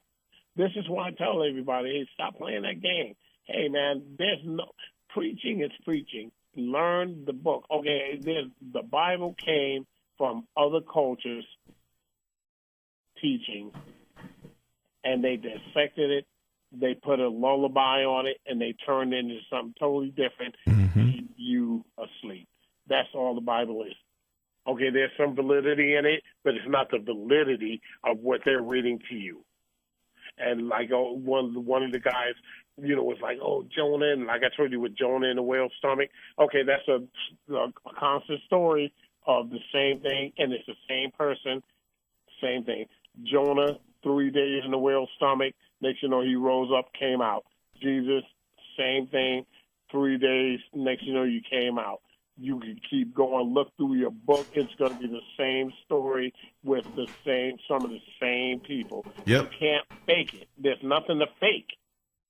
And then when you find out about all the Jesus stuff, which is not wrong, because I hate to say this, and I promise you, I thought about it, and I said, I could say this, but I'm not going to, because it can become a poison, and it can be an antidote. Mm-hmm.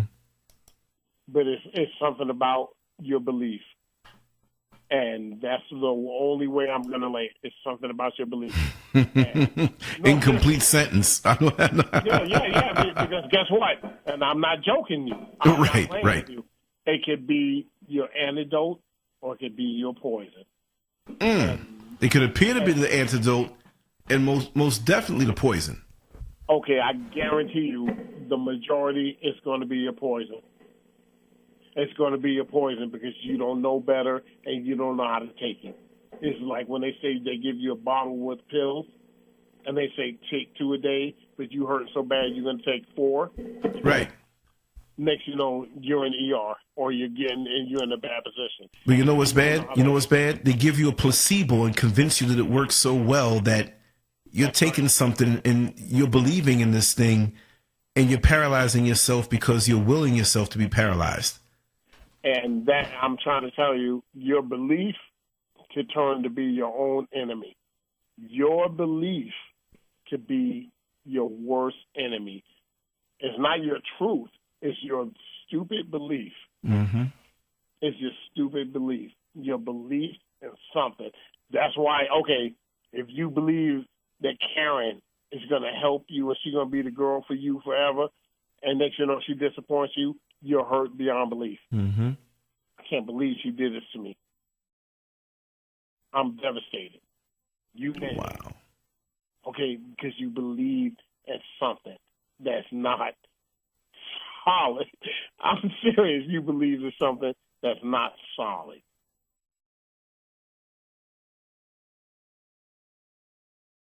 Your belief and your faith are so different. People believe, oh, yeah, my faith. You know, I have the faith in the Lord. Okay, knowing is where the key is. If I know, hey, guess what? This dude, this, and the other, and I guarantee he's going to be here, guess what? You're going to swoop in, you're going to be there. Mm-hmm. But you believe in having faith in nonsense or something that you're not sure about. That's why people, oh, well, you know, evidently wasn't meant to be, you know. Okay, guess what? Because your faith and your belief was in something that wasn't realistic. Right. It wasn't in something that was realistic. That's why you got let down. It wasn't because it wasn't meant to be. It wasn't. The fact of the matter was, you know, you can make anything achievable, but unless it's bad, don't go for bad stuff and say I'm gonna make it happen. It's gonna happen. Right. No, seriously, but you're gonna get what's coming to you. You could invest the power, and if it kicks in and it works, cool. But guess what? You're getting what's coming to you. You're going to get what's coming to you. Don't be bad. This is where people don't understand. There's no room for all that ugliness. Right. All that ugliness, all that nonsense, and that bull crap and jealousy and stupidity, those things are not real. These are created out of ignorance and emotions, and it's not even your real emotions. Emotions are getting played. You're right off rip.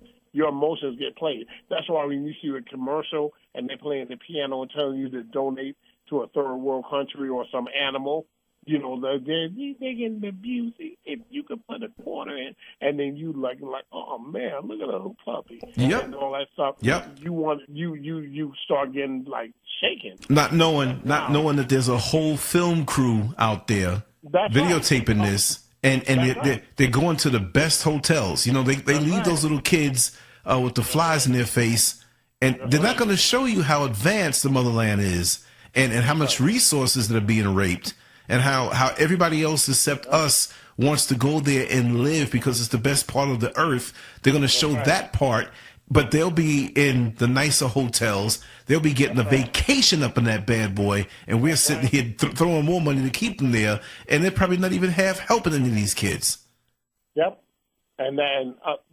But not even half helping them, but if those very kids rose up, got the education, and came at the corporations that are trying to rape and rob them, those same video cameras would roll trying to tell you how much they're the enemy.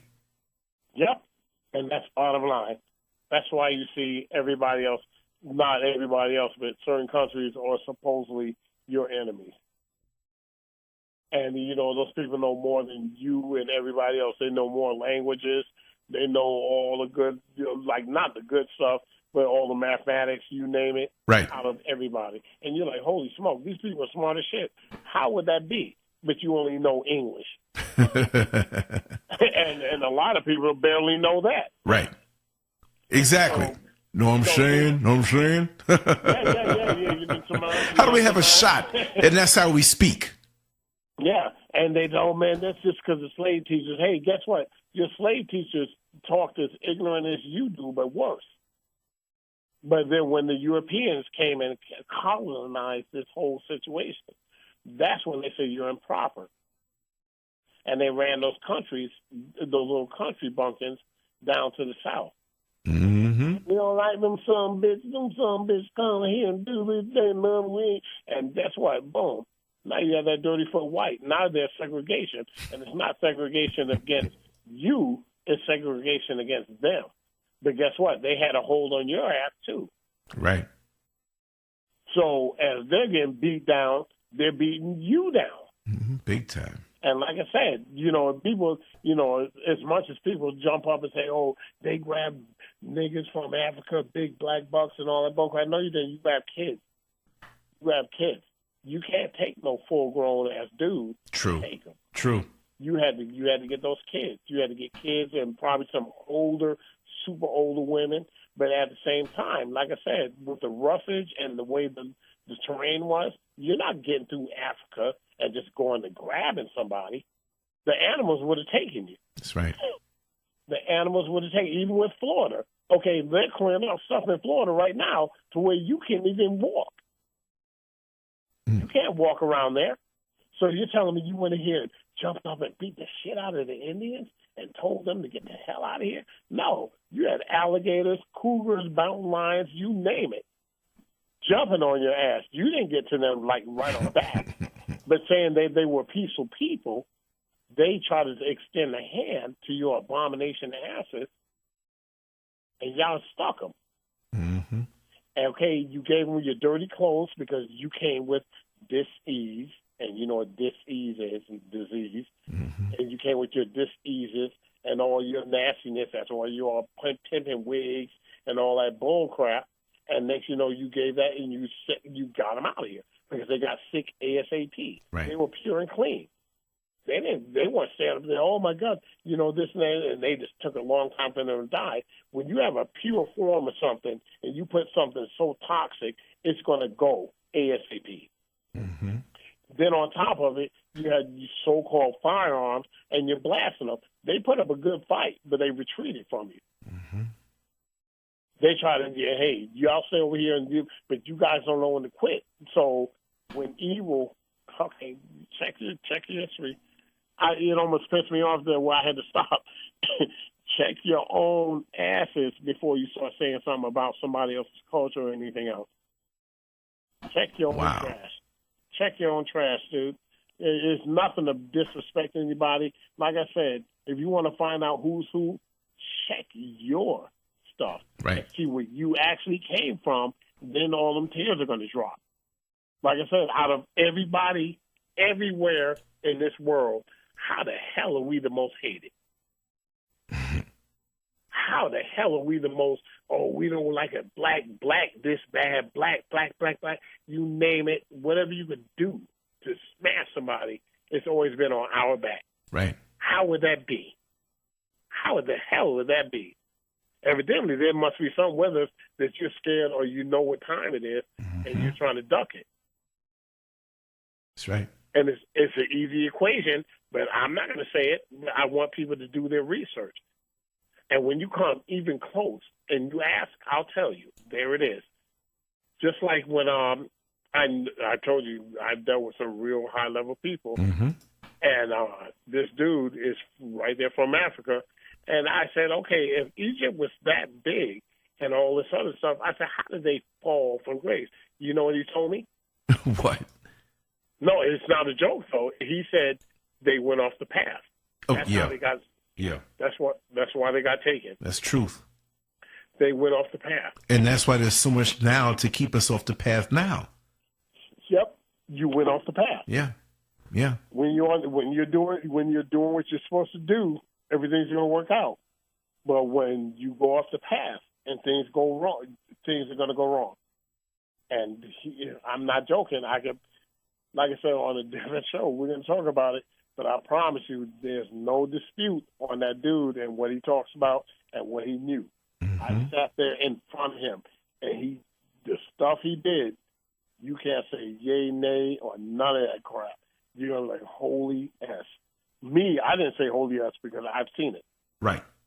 You would never believe what that cat is able to do. And I told him, because he's off the cusp of that Egyptian.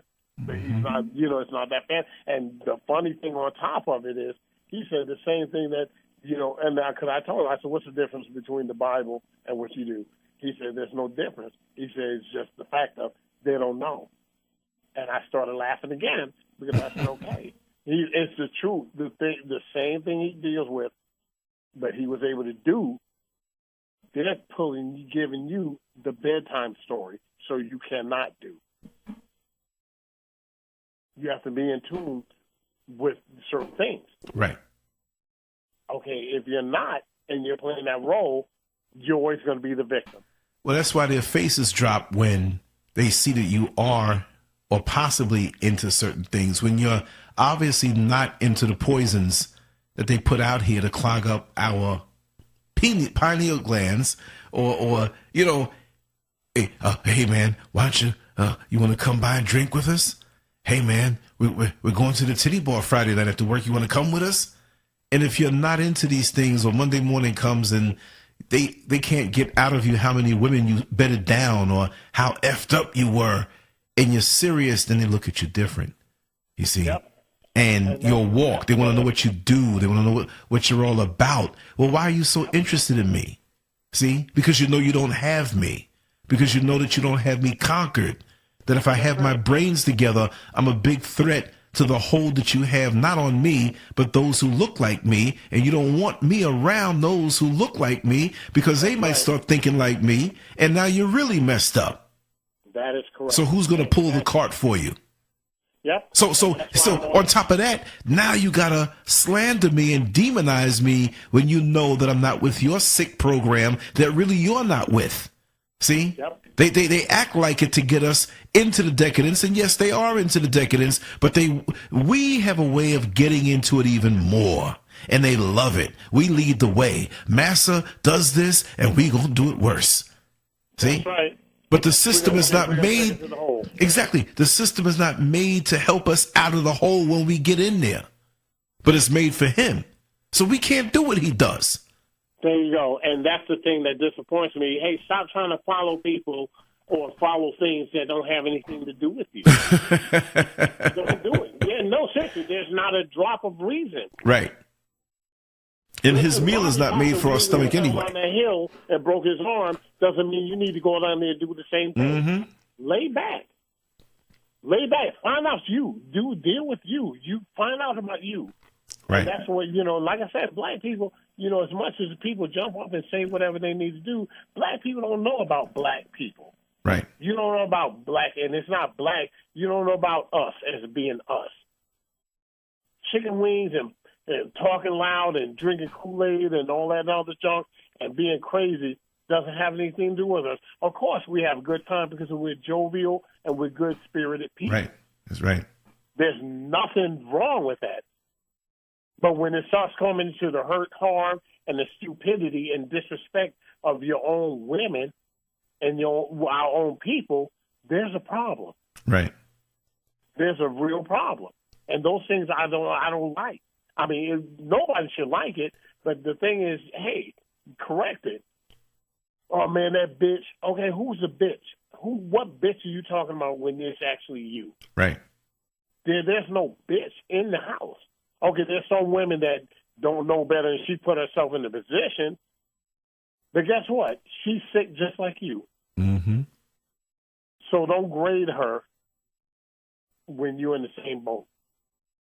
You're both in the trailer. I went to school when they have the school, and then they have the ones that don't know better. Right. And they're in the trailer over there deep in the yard. Okay, guess what? You're both in there. So who is it for you to stomp someone down? Right. This is why I say I don't care what no one says. Everyone should be helping everyone to get better. Everyone should help everyone to get better. Everyone should help everyone to get better. Bottom line. Mm-hmm. Okay, if you ain't got a recipe, hey, guess what? I got a little spice for you here. You look great today. If that's all I got, hooray for me. That's right. That's right. Okay, let that person go on and get some more spices and goods and other recipes. But guess what? You don't put poison in shit for your own. That's you right. don't put poison in it. Seriously. If you want to help by saying something good. If someone doesn't say something back, who gives a damn? Hey, how you doing, brother? If he looks at you like, man, get out here, nigga. Oh, okay, whatever.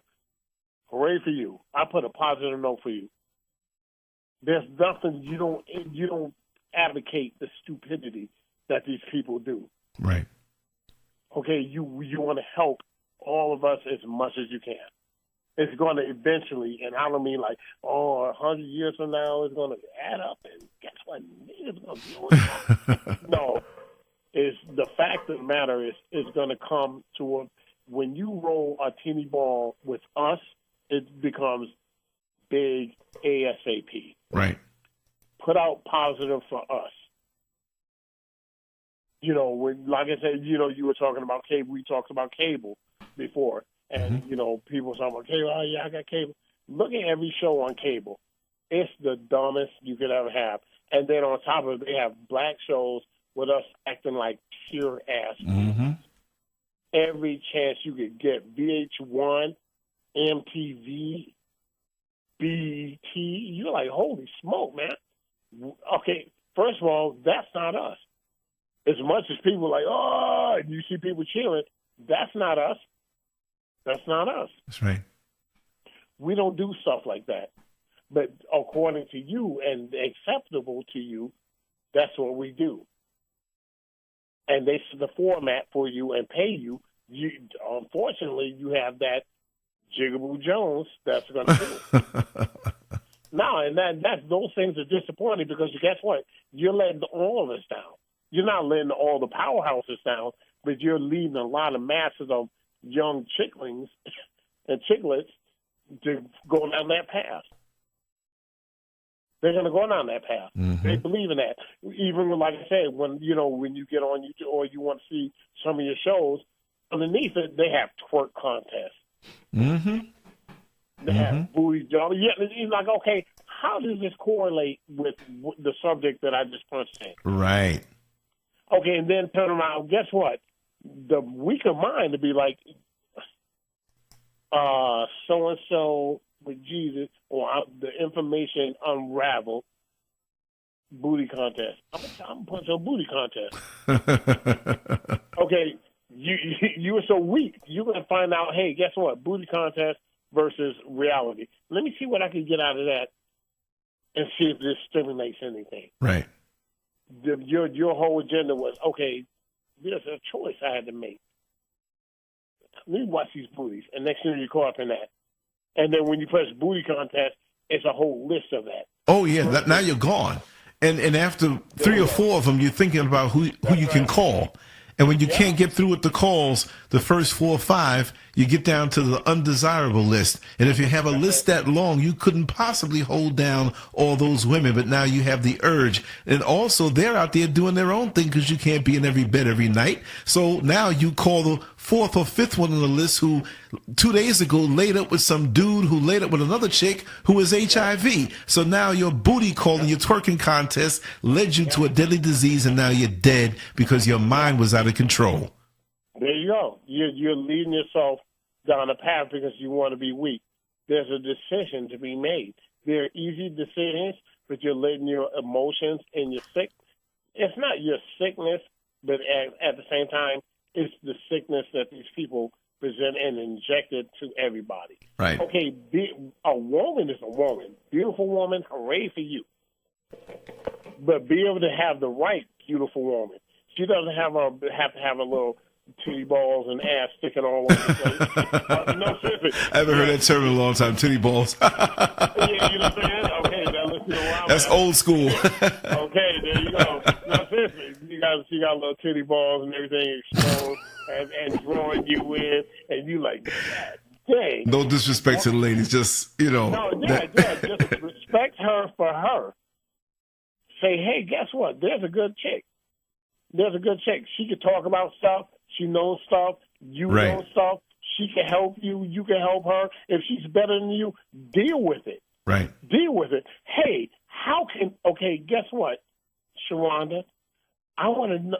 Okay, I love you, first of all, but I want to know what can I do to help me and us grow as people. Right. Us together. You're a little couple. What do I need to do to make things better for us? How do I do that? If you're the weaker dude, be that weaker dude. But guess what? If she's strong and she can kick ass, you better appreciate it and get on that coattail and say, hey, what do I need to do to be that guy? Right. How can I fill in that gap? How can I fill it? She says, hey, guess what? You be our protector and kick ass and make sure of this, and I'm good. Guess what? Do it, but then also evolve from it. Right. If that's what you want, and love me, don't cheat on me, don't try to hurt me. Hey, be that cat, man. There's nothing in between that. Black women are real. Most of them were. No, seriously, because now you look at, like I told you, hit that internet, you be like, wow, man, is this real? You people are so, this shit is so bad. It's so bad, it's almost disappointing. Yeah. But everyone's not like that. But guess what? Everyone that's not like that is literally shifting out right now. Mm-hmm. We're going on. Okay, now you have all this new crap, and those people are literally lost. You're the niggers that these people want you to be. Right. You can get mad or sad or glad, but you're the niggers of what people want you to be. With black people, when we come in and I'm talking, people are looking at me like, what in the hell? And I look back at them like, what in the hell? Or you're like, who the hell do you think we were supposed to be? Right. Seriously. That's right. Who the hell you thought we were supposed to be? This other junk that keeps popping in here? That's not us. And that's not me. Like actually, it wasn't even months ago. It was like years ago. It was like a year and a half ago. My cousin, he wanted to go get something to eat. So we stopped by Movie Stop, and then I told him, you want something from Pizza Hut? We went in there, and I'm not even playing about this, which I don't play about anything, but we went in there, and we just picked up the menu. He's on one end, I'm on the other. Some dude, what do you want? What do you need? And the dude, it was like we were in the auction. Come on, count it up. I said, can I get 75, 85? Can I get a 95 over here? This dude was literally didn't give us a chance to look at the menu. He was rattling off, let's go, to where I had to look up. And I said, are you out of your effing mind? Right. I said, dude, did you just see us step in here and we just looked at the menu? I said, don't F. And I went the hell off to where that dude was so rough. He was, I didn't realize it at the time, but my cousin started laughing as we left because he was like, dude, that dude couldn't ring up the register or nothing. I educated him so bad on shutting the hell. No, hey, look, I don't know who the hell you think. We just came in here. We just picked up these menus. We're not these other cats. Right. Okay, but that's the thing about black people. The stereotype is so low. So, yeah. To where when you step in any place, people automatically think you're that nigga. Mm-hmm. Okay, we're not that nigga. Mm-hmm. Okay, maybe that little cat that's behind me will be that dude. But we're not that dude. We're not that nigga. Right. If you want niggas, unfortunately, there's a lot of breeds behind us, but we're not those ones. And that's why I said, hey, when it comes down to the bottom line, I want black people, even the young little black dudes, and there's some respectable little black cats. And there are, and some ride the fence that will, when they see your energy, they'll respect the energy that you have inside you. They'll identify it. Some will see it and be disrespectful because they feel that the one that was supposed to be there for them failed them, or they're resentful because they don't have that, or they don't want to know a different brand of what they think manhood is malehood. They think manhood is penis possession. That's what they think. That, I got this dick hanging here, girl. I'll blow your back out. But you can't blow those bills, the back of those bills out. You can't blow out the back of instability. You see what I mean? You can't blow out the back of ignorance and show some wisdom, but the penis that you have with a little friction that takes no brains works quite well and gets you in a mess of and you can't handle it because physically you're working just fine, but mentally and spiritually nothing happening. So now you're like a tripod that has one leg working and can't balance up to take that wonderful picture of life. That's right. And the bad thing on top of it is when you have our nice young sisters not knowing better, and you think that the Almighty, the Almighty, is the way. Okay, yeah. so all she knows is he did the best, and he tried to bang my guts out, and I love him. What do you love about that dude? He made her feel good, but like I said, that only lasted for so long because you can't feel good in total darkness because the light bill wasn't paid, and so he has her in shock so much that she doesn't want to mention those things because she's afraid to be called a gold digger, and maybe her next girlfriend might get that good feeling. So I'll let him use me. I'm not a gold digger, but I can't ask him to go and get a job. Ask him. Shoot, you should be asking him, please, baby, don't work so much overtime. Stay home with me sometime, because he's trying to secure you so well. But that's only for a righteous woman. You know, ignorance is no excuse. If you're ignorant, well, it definitely is. It definitely exactly. Is. But guess what? Who's teaching any of these little chicks and dudes anything? Nobody. The television. Okay, there you have it. TV and your homeboy on the street. World Star Hip Hop Immediate Takeout. Okay, you know what I'm saying? And that's it. It's very disappointing because nobody wants to see us go down the toilet. Hey, you trying to drive around and stuff. Get out of your car one day and just walk a quarter of a mile and look at the earth, look at the flop, look at things that are around you. And you'll start appreciating stuff. Look up for one. I guarantee you right now, as we all of us are here, how many people look up in the sky and see the stars or see the clouds moving? They don't. Or anything. You don't even sit back 5 minutes and see this stuff. Okay, do you know how important all of this stuff is? But you don't see it because you're in that rat race of nonsense, and you're believing in nonsense. When the sun come up, you don't even look at the sun and say, hey, there it is. Or the moon. I say, oh, wow, there it is right there. Oh, you don't recognize when the wind's blowing. Where's that coming from? Where's that wind coming from? No, seriously, where is that wind coming from? Where is that coming from? Who named the wind? Where is that coming from? Right. Where's any of this stuff coming from? You don't look up. Your face is in a phone, a cell phone.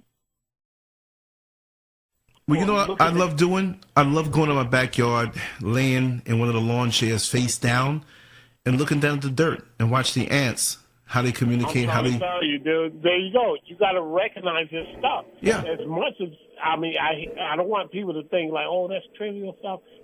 Trivial is what you're dealing with. Those things right there are real. You have to discover. It's making me laugh because I know the answer to a lot of this, but I'm not going to say it because you have to discover. Right. You want people to think. That's right, man. You can't. I'm not going. It's not for someone to hand things to you and say, "Hey," or you have some judgment of it. Find out. That's right. Find out. Don't look at these buildings and all this other stuff. Look at those trees. Look at that grass. Feel the wind. Feel the air. Smell the smell. Find out what's going on out here versus you dancing around thinking you're a prisoner. You're not a prisoner. The worst thing you could do is when you cooperate with this, you become a prisoner. When you don't have to say, hey, I'm not doing it. Damn, I'm not going to keep a job. No, get that little fake job.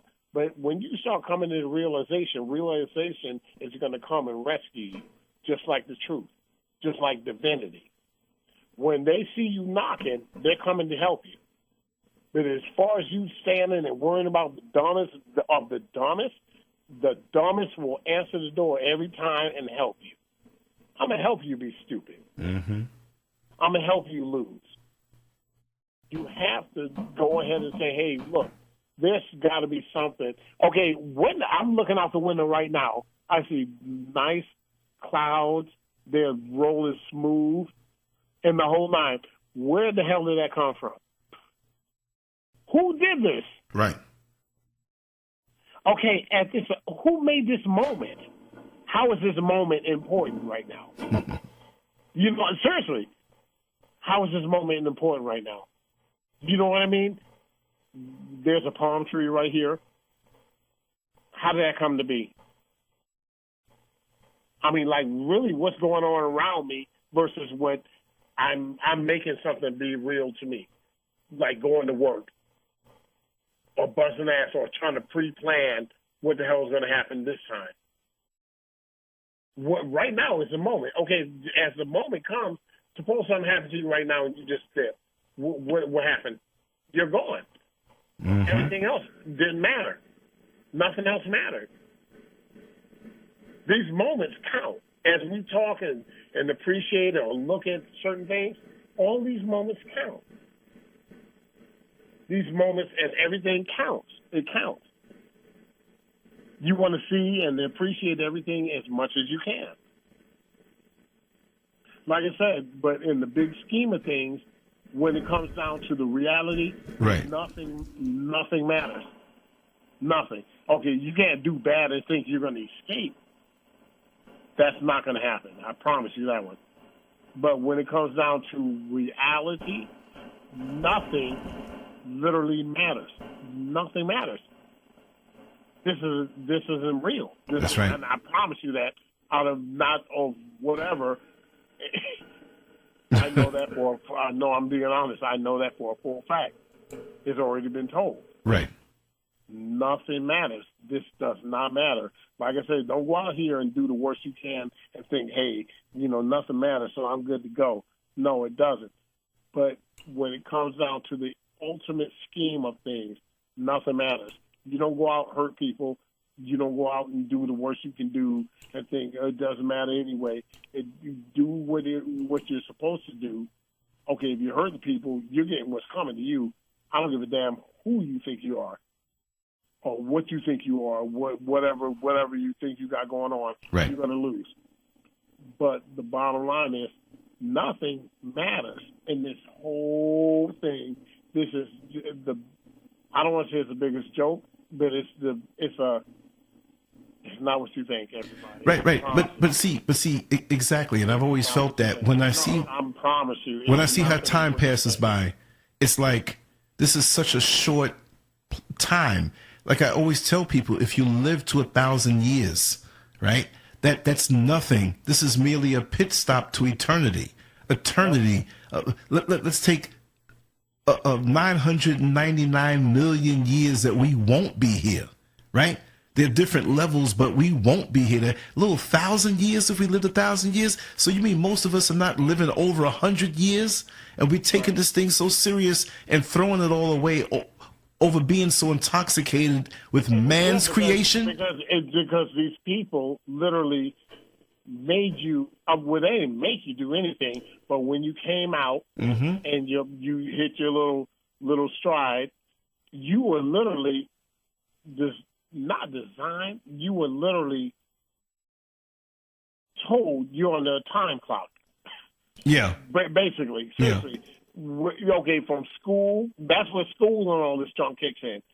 They say school programs. That's right. Like I said, it's an institution, and institutions are bad. Look up the word institution, and you tell me what institution really means. Uh-huh. Okay, when someone says, okay, we're going to run the 40-yard dash, and they say, go, you're going to, either you're going to stall and that person's going to haul ass, or you're going to stall and then say, okay, and you're going to try to run your best time, and you're like, I got to run faster, but when you said go, it just took me for a minute. Okay, you're under a time clock. These people made you feel you're under a time clock. You're not under any drop of that stuff. It's eternity of you to live and feel good and feel free and do the right things. People don't realize doing the right things is not a job. It's your nature. Right.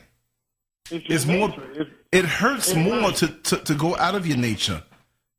And that's the problem with people. Okay, but the agenda has it set for you to be out of your nature, and they do everything for you to do it. That's why you see people doing the stuff you see them doing right now. Okay, there's no thing of a job, and you have to earn money. You got to bust ass and do this to get that. That's the biggest lie ever. Right now, we are literally under the canvas of a scheme. Right. You're under the canvas of a scheme. This is all a joke. This is a lie. This whole system is set up to take you to the hole and then get you the hell out of here without realizing what the hell happened. That's so sad.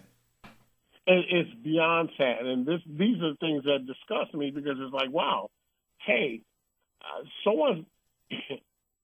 everybody that comes up and says anything of the truth, they get their asses killed, period. Yeah. And this is why I said even when we talk, I don't care about, you're not going to be able to kill me. Right. Not you in general. Right. But, I'm going to go and I know where I'm going to go. Okay, but guess what another fear is? The fear of so-called death. If you're doing bad, I would suggest you need to be scared. Right. And no, sir, I'm telling you out of my own mouth. If you're bad and you're effing people over and you're doing the wrong things and all that stuff, when someone says I'm going to kill you, you probably need to be concerned. Yeah, yeah. I'm being bone real. Yeah, yep. Yeah, people are laughing. And, people try to play that game. Yeah, man, with this and the other, all I have to do is this. Okay, guess what? If you're doing the worst you could do and you're effing people over, you're selling dope, you got people going through changes, okay, you're selling something to somebody that is so weak they can't control themselves, but you want to make a profit off of it and all that other nonsense. Dude, I don't care what you say. I do it to make my family survive. Your ass is in for it. Right. You're in for it. You're in for it, punk. And then when turn around, your daughter get out there on the street, or your little punk son, and then he get turned out or messed up, or she get messed up, don't look crazy. Don't cry. That's right. Yeah, don't look crazy. Don't look crazy to oh boy, man, you got to cry or whatever. Man, and all that. Hey, guess what? Dude, you out there doing your business, and you thought it was cute. It's going to come around, and it's going to catch one of you, but it's going to be worse than what you did to the other people. That's right. You have people selling dope to pregnant women. Okay, she's so messed up, she don't know when to quit. Wow. She's pregnant, and then you're affecting that next generation. Okay, you know what I'm talking about? She's pregnant. She don't know when to quit, but you have the audacity to tell her, hey, look, just give me the money, girl, and here you go. And tell her, hey, get your ass out of here. I'm not giving you a damn thing. Okay, that could be your turn point. That could be your test right there. That's your test. If you tell her no, you may have a chance. But now you want to make a profit because you a baller.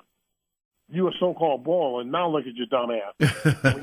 No, seriously, when you hit the spirit world, you're going to be in deep shit. I promise you. But you know what? There are many who are family to the oppressor, as well as the oppressor. They don't want to hear anything about the spirit world whatsoever, because that means that there's a realm that they just can't control. See, exactly. Or they feel they can control. No, they know they can't, but then you have the people that are running the shit. I'm laughing that they know, hey, there's certain things we can do to try to wiggle out of this, but you can't wiggle out of it. Okay, just like I said, right. when Reagan did all the damage he did, and he did a lot of damage. Okay, guess what? They had a Masonic ritual for him as he was being buried. Mm-hmm. That's not going to help. They hooked him. They tried to hook him up. But that's not going to help. Huh? That's not going to help. I couldn't hear you. No, I said that's not going to help him. No, it didn't help him. No, it's not going to help him. Because they first of all, they don't know how to do. They don't know how to use our powers. Right. Okay. The same powers that they're trying to use to do all this other nonsense, they don't know how to use it. No, seriously, they don't. You don't know how to use our powers, but there's certain things you stole that you thought you were on top with, right. But you're going to answer for it. Right. The little bit that they stole, they try to use it in their benefit, and the only thing you can do is cause mayhem and conflict. Right. But the real power doesn't allow. They're going to be like, okay, they're doing that, but we're going to swoop down and you're going to be taken. That's why they say. That's why that saying came into. I'd rather live now and pay later. They know. I'm going to live now, but when I get the hell out of here, oh my God.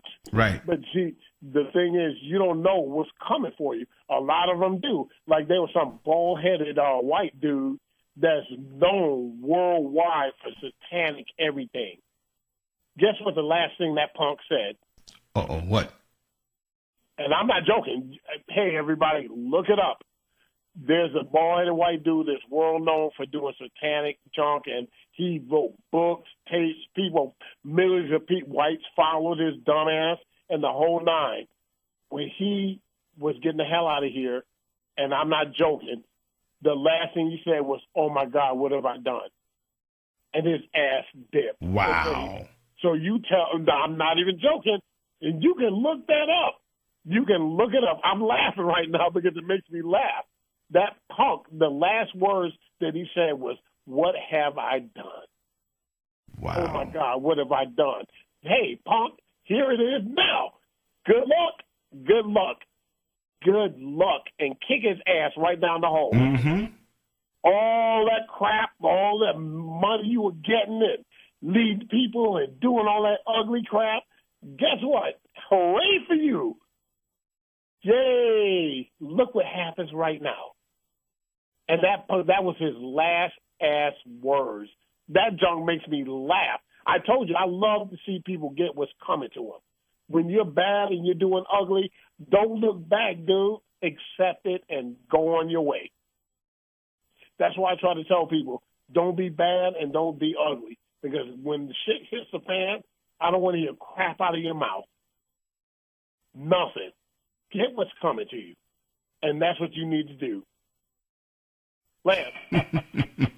No, you're crazy. He got on. No, I'm serious. No, I'm zoned out. I'm listening to you. I'm zoned out. No, because you know what? When you're striking to do bad and you think you're on top, and then next you know someone unveils it and you find out this is it, hey, don't look back. God, y'all have mercy on me, please, dude. Good luck. Right. Good luck. Don't punk out now. No, seriously, that's what I'm trying to tell you. The hell with that. The hell with that. Get your behind in there and get what's coming to you. Just like those stupid zookeepers. They're beating those lions and hitting them and making them do tricks. The minute that when the lion says, "I had enough," and you turn around and rip your ass apart in that damn cage as you're doing the show, don't look crazy. Somebody help me, please. Help me, please. Oh, God. No, yeah, help me, please. No, seriously, hey, dude, you shouldn't have been messing with him. Exactly. That animal is not just, he's not here for you to be hitting him, making him, you're making millions off his little back. I know. Got him caged up in an unnatural environment, doing what you want to him. Going through changes, living in some damn 9x9 cage. Shoot. You think throwing some junk in his cage and rubbing him, and then when he comes out, you're hitting him with sticks and making him lift his leg and crap. Hey, come on, dude. There's going to be a point when that ends. It's going to end, and you're going to get what's coming to you. That's right. And when that punk jumps off that podium and lands on you and starts tearing you up, and they're trying to spray him with water, and he doesn't get off your ass, okay. Like water's really going to do something. Yeah, trust me, they spray him and hit him.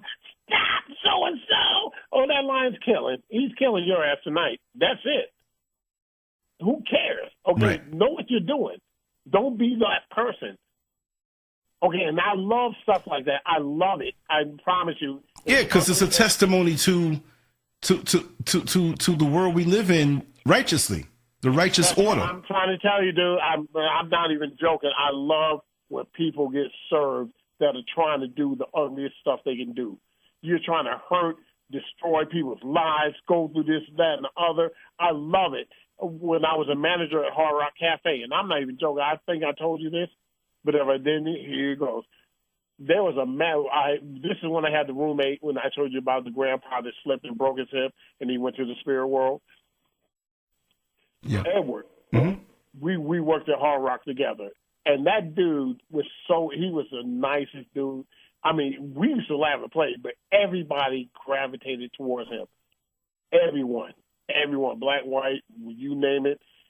In Hard Rock, you had to be in a certain, like if you're a busser or a server or maintenance or whatever, then they have like some annual thing and they call you a Hard Rock hero. If you stand out above everyone. Right. He won Hard Rock hero in 2 categories. Dang. Which I'm trying to tell you, that's how nice that guy was. To where nobody to this date has ever gotten 2 of those.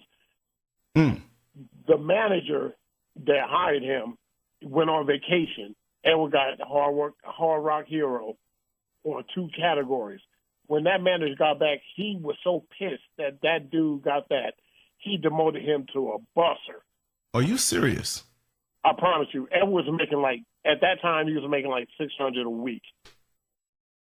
He demoted him to a busser to where he was making maybe $200 a week, $215 or so, if you say. Wow. And I'm not joking. I don't even want to say this to be ugly, but it's the truth. Next you know, that punk went home to his nice-ass house in Windermere and went to scoop a toy out of the pool. And if you don't believe me, anybody that doesn't believe me, go to Hard Rock right now. They'll have a picture of that dude. Uh-oh. Okay, so that's what I'm saying. I told you, I'm not making up any crap. Go to Hard Rock right now and ask who was the manager that got struck. Okay, he reached in that pool to get a toy out, and lightning struck and killed his ass. It took that punk out. You try to destroy someone else's life, and you don't thought it was all good, and went to your ugly house with your ugly wife and them, right? And scooped the toy out the pool and got struck by lightning and got killed. Even though you have to be very careful, and Orlando in Central Florida is the lightning capital of North America. You know how hard and what the odds are to getting actually struck by lightning. So that definitely is a case of karma being that wonderful bitch. Thank you. No, I'm being bone-ass real. Because Edward was so devastated by that. They literally took that dude's car. He was devastated. He couldn't believe, and he kept asking, what have I done? What have I done? And nobody had an answer. They would, of course, the masses looking like, and we know he ain't do nothing, but we ain't going to go against him. Right. And everybody's looking sad. And I said, that punk's going to pay, dude. I said, don't worry about it. That dude was, that's one of the first people I've ever seen literally devastated by the actions of someone's ugly hands. Yeah, that's terrible. And that dude and I'm not kidding, when he got struck and killed, we came to work, and all these old stupid people, he cried. What? And we were like, you don't cry when justice is served. Oh, trust me. But did they cry for when that guy got demoted? You understand? This is a real thing. That's right. But guess what? That's what I told you, that ignorance and that sheep. When you're a little sheep loser, you run behind that nonsense until a bullet hits you. Hit somebody. Now you scatting back like, oh, shit. Okay, that dude, he knew what he was doing, and he came back, he did it.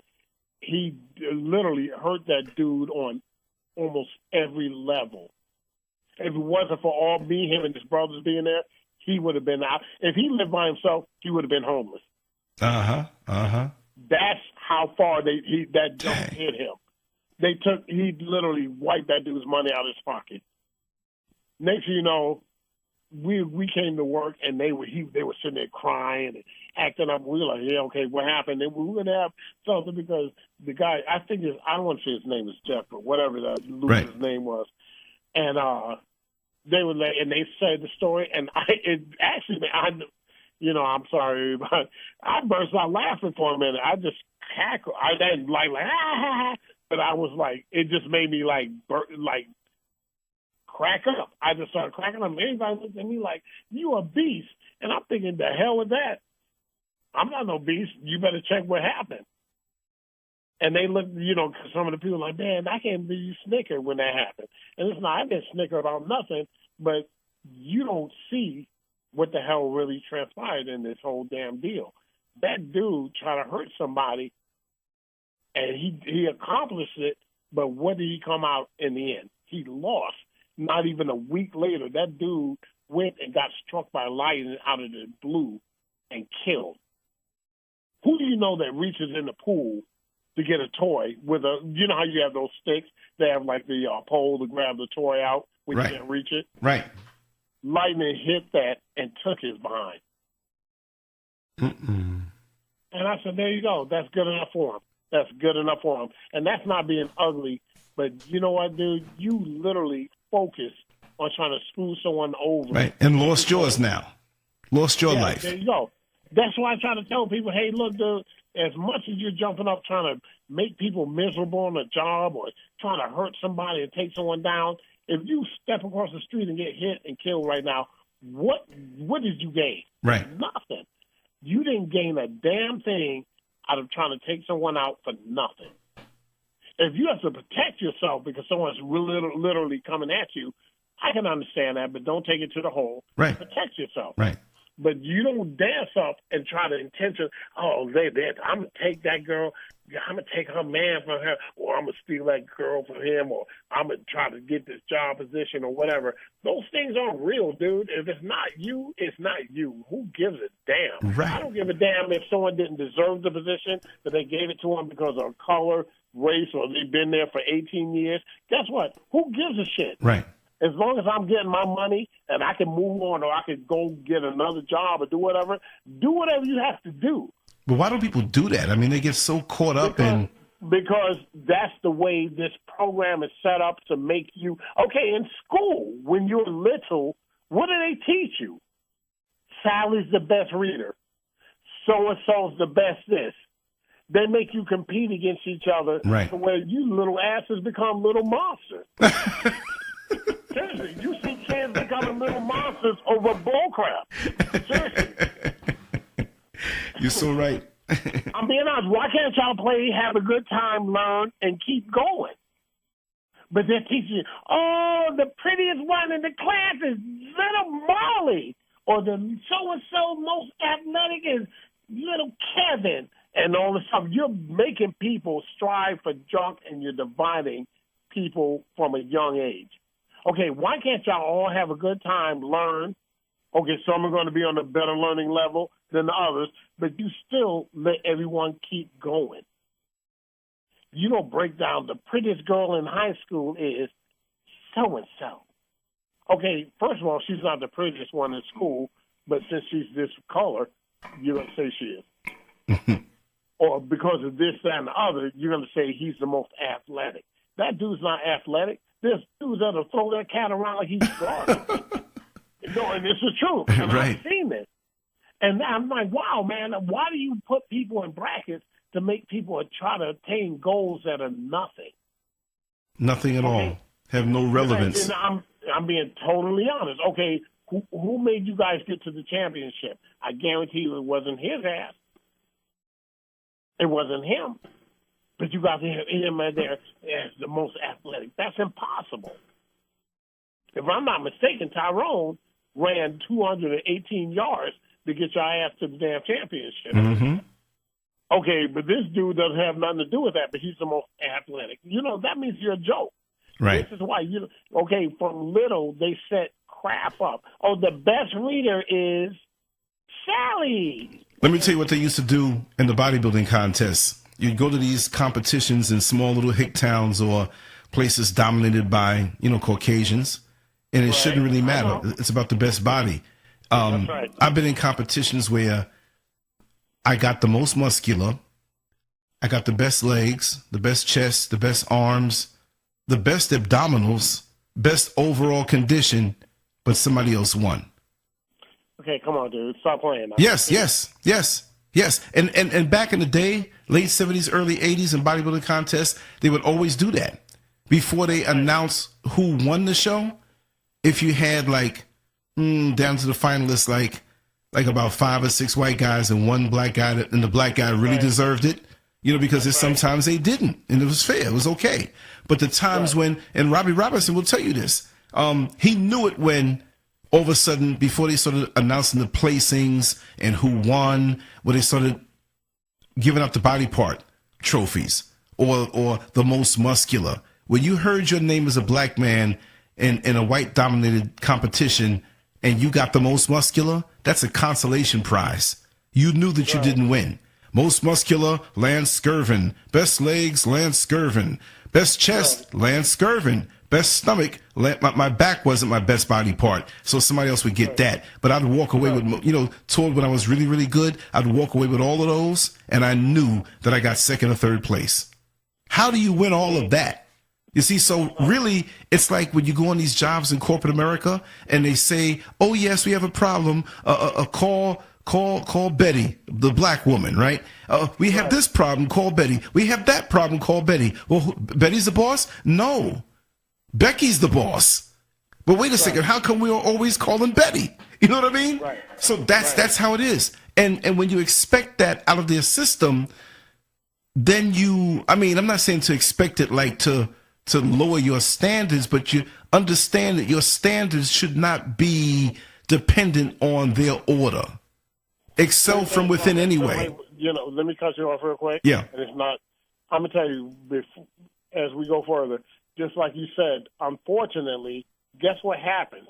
A lot of people do lower their standards due to the fact of you want to find out how to win on somebody else's game that you don't have to do that. Yeah, sadly. And that's the damn problem. And see, a lot of people don't know, and I'm not going to say younger or whatever because there's no younger bullcrap. A lot of people don't realize what people that were born in the 70s, the 60s, and the 50s had to go through with this kind of racist nonsense. Right. Okay, when I played football, and I'm not even joking. Okay, I'm 5'11". Mm-hmm. I got down. I played football. I'm hype as heck. I tried out for football. At first, they were like, and then during the winter practice, like spring practice, they were like, hell no. Because we didn't even no, seriously, because we didn't do anything. We literally didn't do anything. And they were like, no, because it's like they already had the team set from last year. Right. So they're like, nah, we ain't, whatever. And nobody was there except for the team from last year. But then when they had the fall tryouts and it came down to that 40-yard dash, that broke me in. And now I ran a 4.3 in the 40. That's when they were like, okay, get his behind up here. But the thing is, people don't realize I have a mouth on me. Okay, when you start talking crap, I'm going to have the rebuttal. And it wasn't like no big mouth, like I'm a fool. I always have the answer for what you're talking about. You're going to say this, I'm going to say that.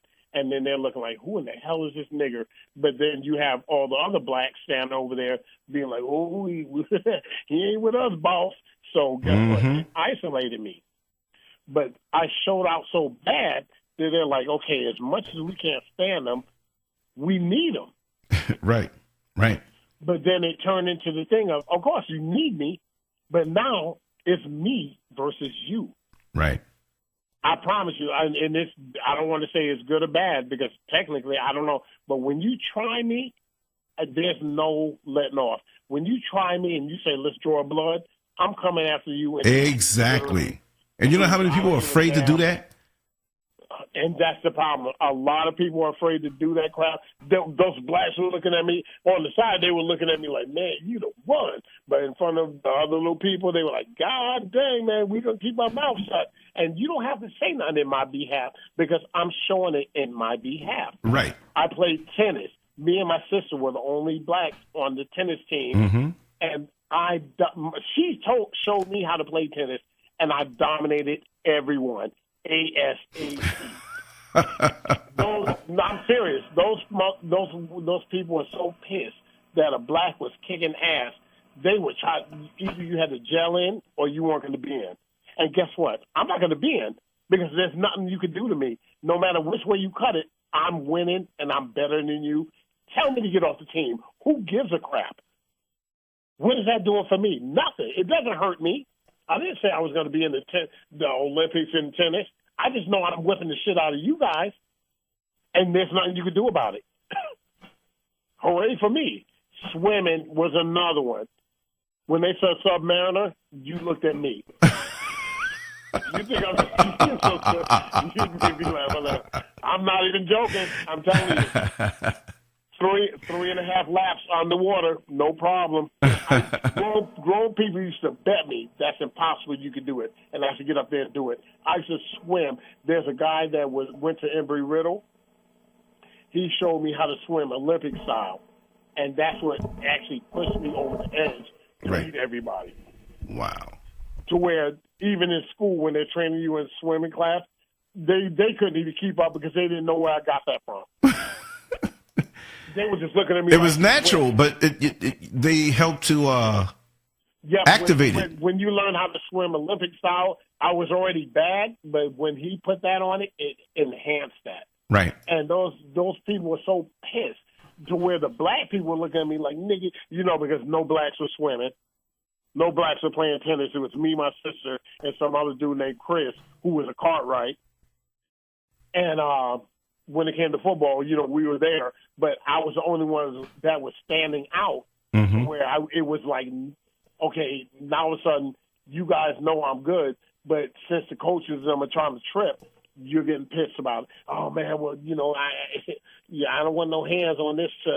He's on his own. Guess what? You're absolutely right. I am on my own, and I don't care about being on my own. As long as you are losing to me, you can tell me to get the hell off the team. That's what that does to me. Nothing. You know what makes me laugh about you and the bodybuilding thing? If you ever looked up, because like I told you, my cousin played football for UCF. Right. He was a standout. He loves bodybuilding, so he always keeps himself in shape. It was a DVD and a video of Arnold Schwarzenegger. It's called something Iron. Pumping Iron. Okay, there you go. Boom. There you have it. And you see when Lou Ferrigno was with him, Lou Ferrigno so subservient. Won the whole competition. Hands down. Lou was bigger and more cut up than he could ever be. Right. But the fact of Arnold being popular with the crowd, and he had his hand up, that's why his coach kept telling him, the coach of Lou Ferrigno was like, hey, get close to him, because when you stand next to him, everybody dwarfs him. How little. That's right. And that was his father, That was his son. The coach was Lou Ferrigno's son, right? The coach was Lou Ferrigno's father. There you go. Yeah. There you go. Yeah. That's exactly right. And so when you saw Lou compared to Arnold didn't look like nothing. Exactly. But you know what, though? Lou Ferrigno was in awe of Arnold because of his young age at the time.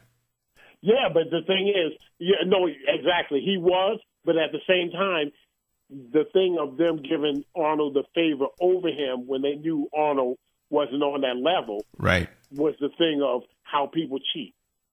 Mm-hmm. They cheated for him, and they gave him that. And guess what? I don't think Arnold competed after that. No, he did. He did several times, and he came back in 1980. But that was, I think it was like 75. That was 75, and then he retired. And he came back in 1980 and really didn't deserve to win. He looked terrible. He shouldn't even have made the top 6, but they gave it to him because that's all. It's politics. It's politics. Exactly. Business and politics. That's that nonsense that people don't get. Okay, there's a lot of dudes that graduated high school that should have gone to college. And then you could try to go to the NFL after that. But they didn't. They got you championships in your little schools and all these sports. But guess what? You never gave them nothing. After that, they went right to the corner. Yeah. They wound up having to work at this store's house, warehouse, or whatever. They never got what they deserved due to the fact of you rolled their back until you got what you wanted out of them. But then the other cats that shouldn't have been there, you gave them what they wanted. Right. And those kind of things, that's nonsense to me. This is why I tell people, hey, little black people, hey, stop playing, man. It's not about black, white, Puerto Rican, or whatever. Like I said, all you have to do is find out who's who. It's going to end that whole damn thing. Mm-hmm. It's not only black. Everybody came from blacks, and blacks originated in Africa and the whole nine. You're going to be surprised on the real deal. Mm-hmm. These people are telling you what you want, what they don't know. The bad thing is, here's the real schematic of this. you're literally learning from someone that doesn't know shit. I'm being honest. As blunt as you could put it, you're literally learning from people that don't know a damn thing. But you knew before them that now they're trying to teach. Okay, right now, the average Joe doesn't know shit. But you taught them. They beat the hell out of you and took you over here. Mm-hmm. And now they're trying to reteach you on something that they don't know. Mm. It's the truth. That's something. Exactly. It's as simple as that. I'm telling you out of my own mouth. They're teaching you that stuff they learned from you, but now that you don't know what you were supposed to know, now they're trying to tell you, I'm your teacher. And that's about, I'm being totally... Oh, no, I'm laughing because you're right.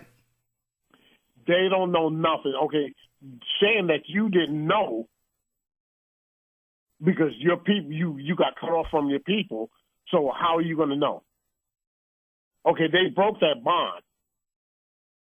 And now they're telling you, oh, that was primitive and nobody knew shit back then. We were whipping your asses.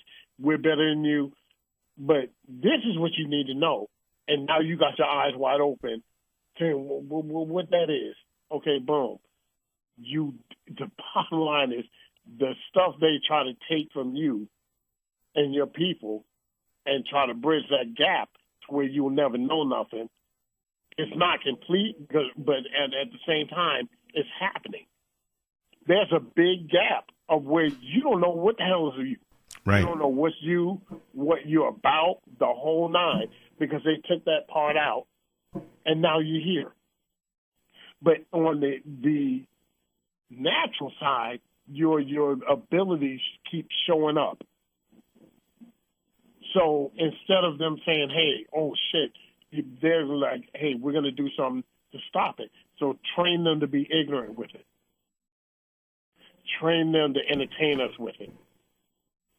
Train them to be a fool with it, with their abilities. Mm-hmm. Train them to be an asshole with it. Let them become intoxicated with it. No, if you become intoxicated with your real abilities, there's a problem. No, I'm saying them. I said let them become intoxicated with the things that are of us, and they'll run themselves off the road. Oh, they can't handle it. So right, exactly. What they have to do is try to steer you to be a fool. Okay, there's a song back. What was it, like about 3 or 4 years ago? Crap, I can't even think of the name of it. It was really popular. It is the girl's name is Lordy. And pull that song up, and she's literally going to tell, but you don't hear from her now because guess what? She took her money. They told her to keep coming with the junk, and she said, I'm good. She just took her money and dipped. She didn't want to join that program. Mm-hmm. It's a white girl. It's a white girl called Lordy, and the name of the song is called, I can't even think it's called. It'll hit you. Like, I'll be your ruler.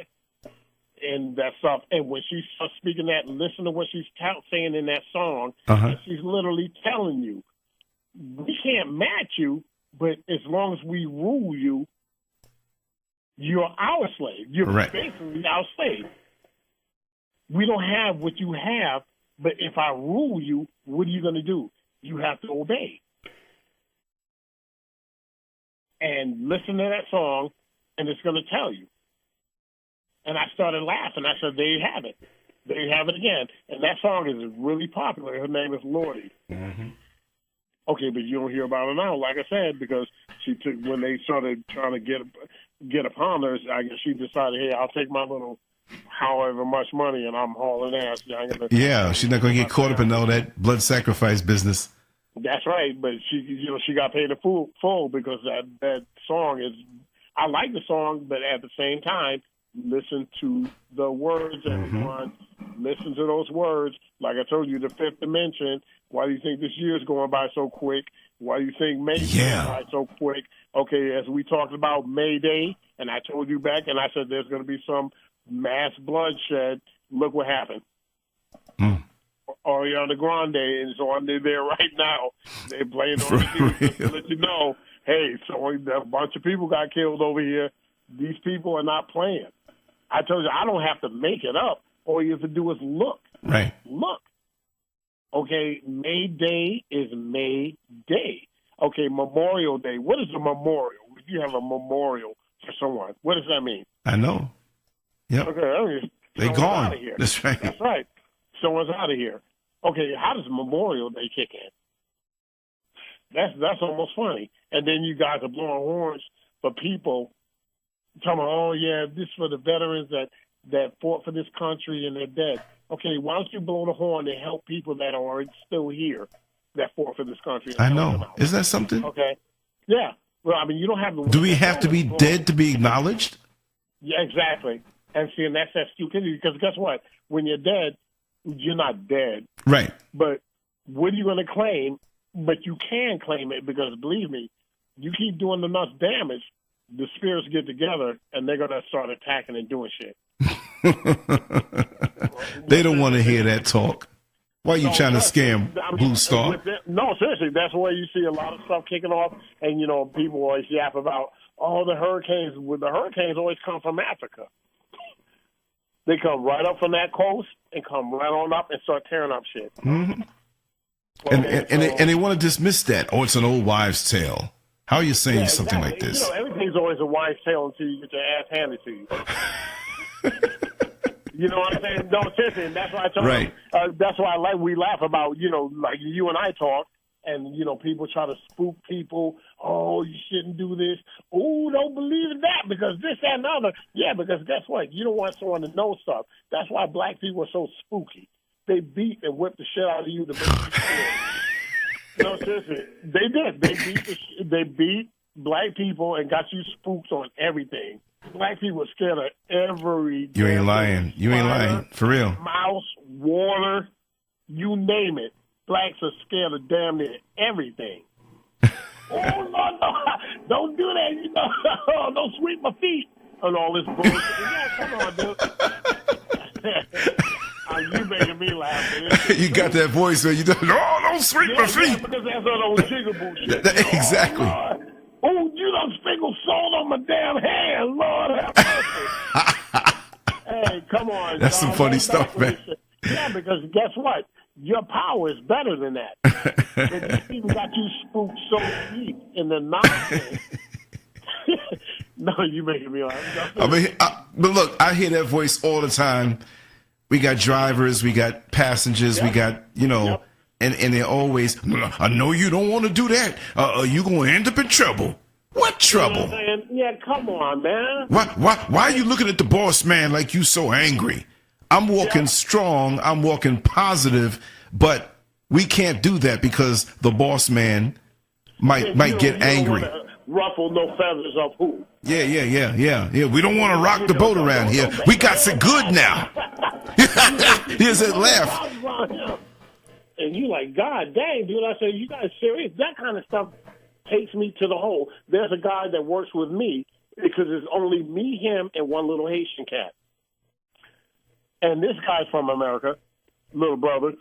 But every time you say, hey, remember when so-and-so happened, and you just find everybody, oh, man, I ain't see nothing. Man. I don't even know what you're talking about.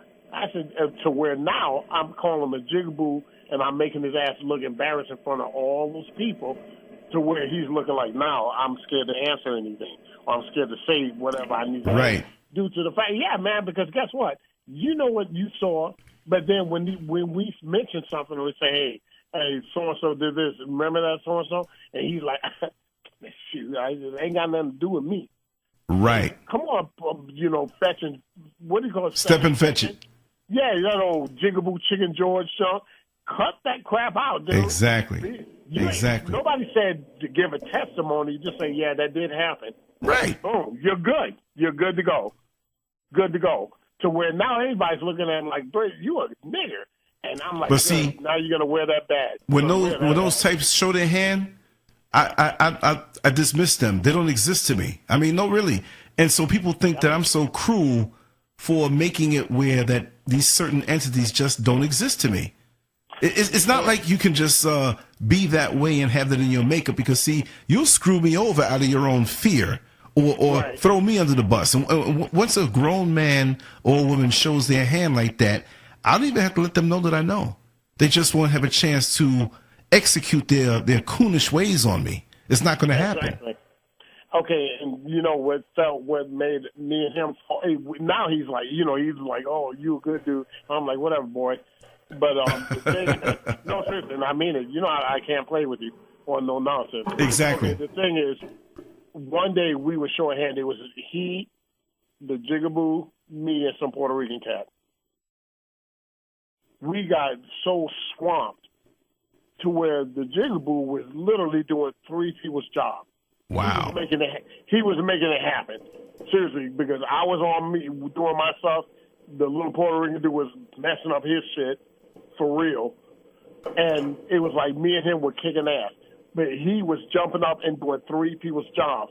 After that, there's the little general manager telling the Puerto Rican, "Yo, my God, we're going to start making you work at night. If it wasn't for you, this." And I said, "Hold on, dude."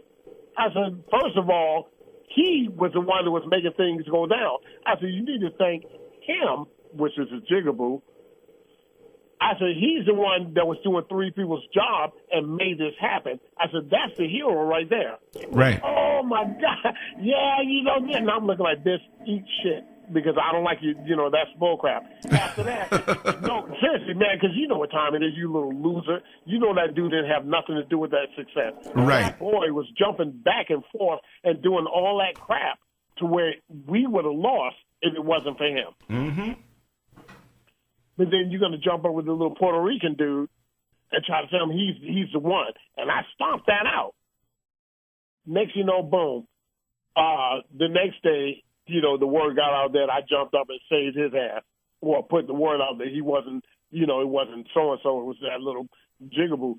And then he said, I don't even know what you're talking about. I ain't remember saying. And I said, that nigger just turned. You just turned, boy. And he's there trying to, Lucy, he said that, and the other. And I said, okay, guess what? That should have never happened again. It'll never happen again. I'll never say the day to you again, because you turned around and act like I was just some old disgruntled fool. When I was telling everybody, you're the one that literally saved the day. And I said, I bet it up. So now, as in we go into work now, and we do stuff, anytime it comes to him, or he tries to say, you remember that, or this, that, and the other, I don't say a damn word. I don't even know what you're talking about. You're on your own 2 little weak legs. And then people, like I said, you come at me, it's a different story. But if not, don't worry about it. Wow. Don't even sweat that. And that's, he's a nice dude. But this cat's from New York. That's what makes it even worse. It makes it even worse. You're from New York. A lot of New Yorkers stand up for themselves when things are not going right. This cat is acting like he's scared as all heck breaking loose.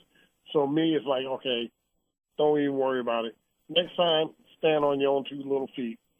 And now, tonight was a prime example of him wobbling on his weak legs. And I just didn't jump up and say nothing. And the funny thing is, everybody looked back at me to see if there was any confirmation with it. And I just didn't say nothing. I was looking the other way. I didn't even look. Okay, let him swim on his own little feet. And see what he has to do. Otherwise, they don't worry about it. Yeah, those are people. Like I said, there's certain people you can support, and certain people you're like, hey, right. Good luck. That's right. And he's one of those good luck people. You're not. Yeah, because your objective is to jump out and hang out and drink with them and play with them. You're trying to fit in. I don't need to do that. Hey, you gonna come out and hang with us? No. No, I gotta go. Right. Yeah, it's no problem. Or I'll hurry up and do my stuff, and I'll just leave. Right. Right. Oh, come out and hang with us. Because, sometimes I cut up and say crazy crap on the job. So they're like, so they like it, yeah. Yeah, you need to hang out with us. No, I actually don't. Right. What No, because it's not to be like I'm above you or nothing. We literally don't have anything in common. Right. So I don't really want to entertain that nonsense. Right. What you guys are going to do? Piss me off? No, but see, they'll gain and you'll lose. I mean, one, I never let nobody know about my business or my life anyway. Right. Right. So the only thing you're going to do is make me mad. You're going to keep saying stupid stuff amongst each other, and that kind of stuff actually pisses me off. I don't like stupid stuff. No, right. I can't. Like us hanging and playing and laughing, that's fun. Right. But just trivial ignorance, someone trying to act like they're smart, like we have some little white dude that thinks he's sarcastic yet witty. Oh, and come on now. And he was like, one day he was like, you just don't understand the level. I said, dude, there's no level for you. Right. With me, I said, amongst them, you're probably the king of stupidity. Right. You're garbage. I said, look at you. And I started beating down the way he looked and the way he was presenting himself. Me and that dude don't speak to this day unless it's professional. Well, he got an assessment that was correct, and there you go. And that's all. What he should have did was accept it coming from you and improve upon it, and even ask you some advice. Say, hey, you were real with him, So no, believe me, as high as he stepped with that nonsense, the only thing you could do is hit him and watch him drop. Yeah. He's one of those dudes. He's one of the little white dudes that thinks this whatever he says is funny. When everybody's like, I clapped. No, seriously, I clapped him up so quick, and it was so easy. And you get those other guys, like you said. Yeah, and you was funny. I said, why am I going toe to toe with a peasant? I said, you're a peasant to me.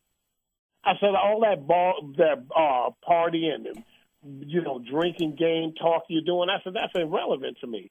I said, you don't have nothing to offer nobody. I said, you don't even have anything to offer your wife. Right. I can't even, and technically, it's the truth. I said, technically, I can't believe you're married. That's what I told him. I said, anyone and I'm not joking. I'm just trying to tell you. I said, anyone that married you, their esteem must be as low as dirt. And he was looking at me like, you nigger. But guess what? You can't come and beat me. What are you going to do, try to fight me? And I'm going to beat the hell out of you? You're going to lose. I'll say something to make you want to step up and get what you want. Seriously, he is so low. Anyone that if I show you a picture of him, you're going to be everybody that would listen. If I showed a picture of him, you would be like, that's a pedophile.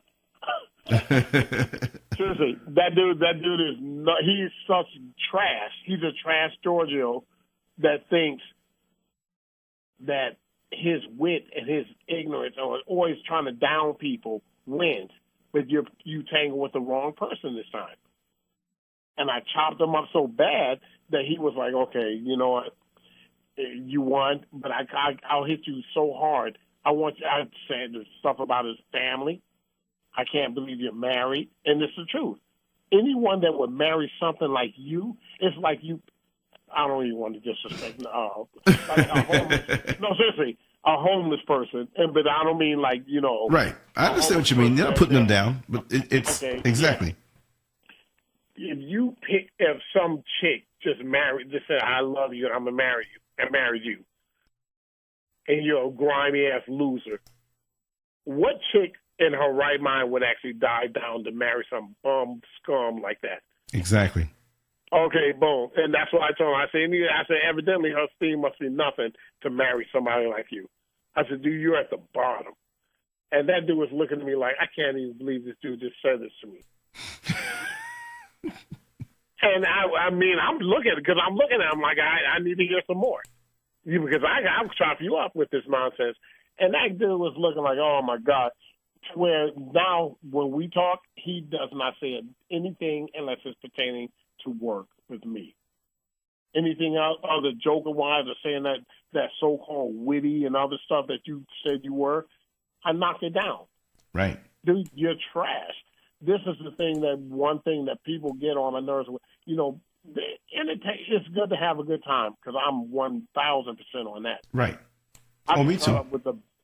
Trust me, I can cut her with the best of them. I'm going to go to the bathroom. But no, I'm being honest. I could cut up you if all of us hung out. You'd be like, that's enough for me. I'm telling you, I have a good time. And Trust me, I'm a fool now.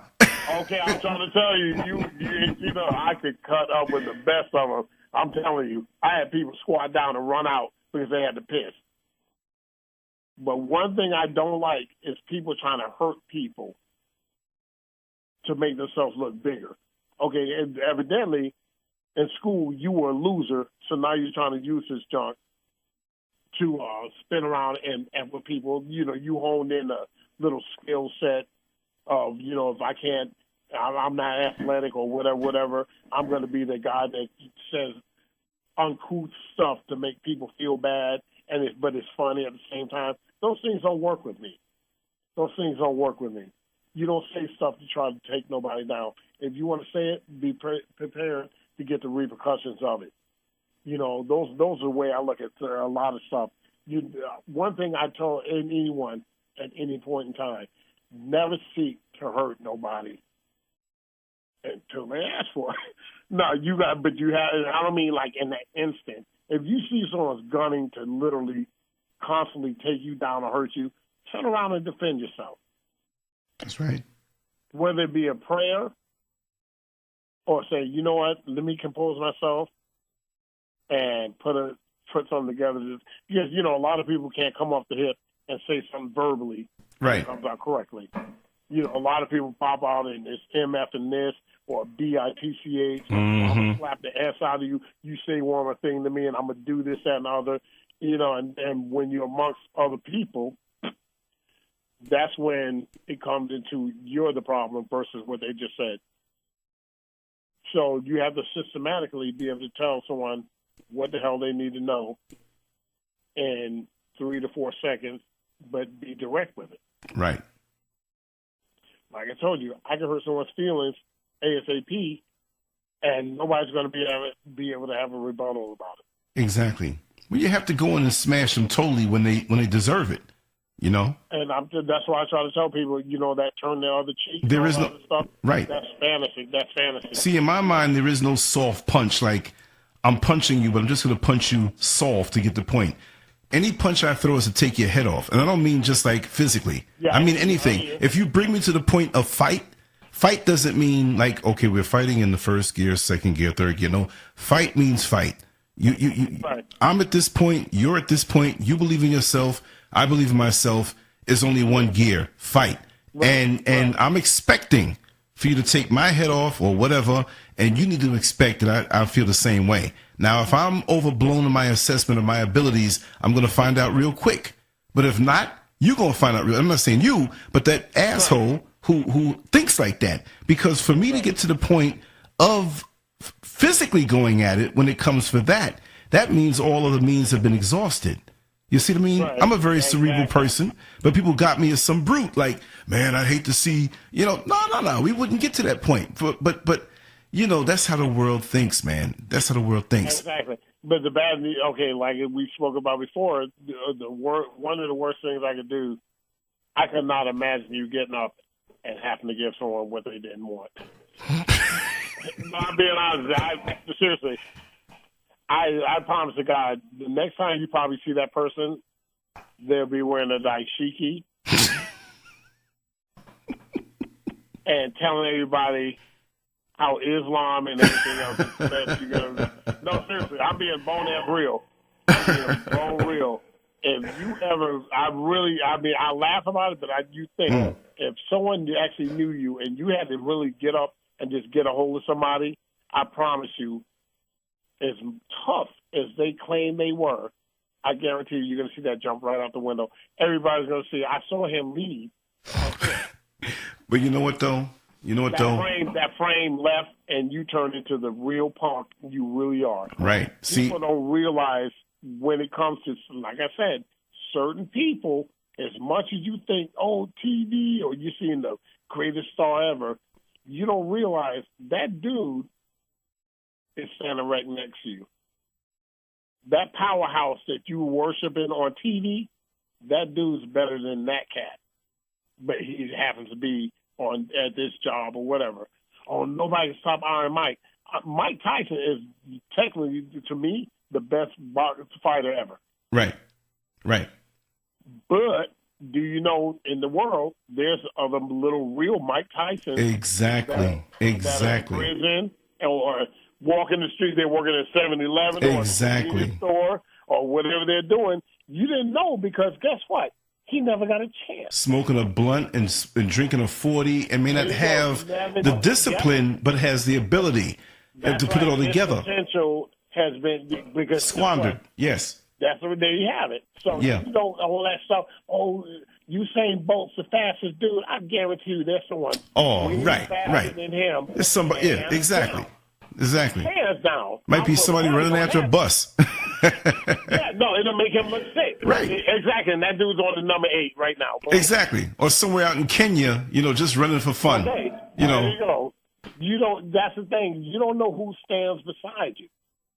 Oh man, look at that dude. He can't do nothing. Next night he wound up putting 3 of you down. Right. Because you made a mistake. And you're like, damn, I didn't even know he was in shape. That goddamn he hurt. Okay, guess what? You tried the wrong person. Don't underestimate people and don't judge people on their appearance and nothing else. Even with guys and girls and guys, hey, that girl may look like, oh man, she ain't nothing. Look at her, she got a little weight on. Oh, that girl ain't shit. That girl will be the best woman in your entire life. Mm-hmm. Best woman in your entire life. Oh, he ain't dressing like his pants hanging. He ain't acting like no damn gangster. He a nigga. I don't need no nerd-ass dude. That dude will take care of you for the rest of your damn life. But you're so stupid running behind garbage, you didn't know better. Okay, don't deal with people because you see or think they're nobodies. Everybody, almost everyone is a somebody. Like I told you, there's only a few, and it's a few people that are literally here just to fill a gap. And they're going to, when they leave, they just disappear into nothing. No doubt. No doubt on that one. But people have a purpose. You're not serving your purpose because once you get caught up in our famous matrix, seriously, you lose your purpose. And like I said, if you don't select to be here, when you come here oblivious. Then you have to be woken up. That's right. You come here oblivious. Like I told you, as me and you were talking about, is a lot of people are born, and next you know, they're like, yeah, man, I remember when I was 8, 9. You're like, damn, what happened between the other years? Right. Moves fast. You don't remember none of that? I never thought I would say 54 years old. I'm like, 54? You mean I passed 50 plus another Olympics? 4 years? Hey, but dude, I'm telling you, look, if you get on there and you see you look like you're 35, 36 maybe. Thank you, brother. 36. You look in that bracket, I promise you don't look an ounce of what you just said. I'll put paper on that. You look like you're, like I told you, 35, maybe 36. Mm-hmm. But the reason you say 35 or 36 is because the way you present yourself. You don't present yourself as immature. When you see you see authority. So you're like, okay, he's grown. That's a grown man. Right. And I appreciate the words, man, and the assessment. No, it's the truth. You see a grown man. You don't see no little scrub or some little worn-out roach or nothing. Yeah. You see somebody. I'm trying to be cool, but you are a comedian. No, I'm being totally honest, man. You see some people, you're like, wow, that dude is a dud. But when you get on there, you see you, and you're like, okay, that's legitimate, but that's a grown man. You look like you're 35 to 36. Thank you, brother. Thank you. You don't look anywhere past that. I'll put paper on that. Well, when I drop a little weight, I look a little younger. So, but I'm not focusing on that part. It's just that I know my spirit's a certain way, and I'm always looking forward to the next level.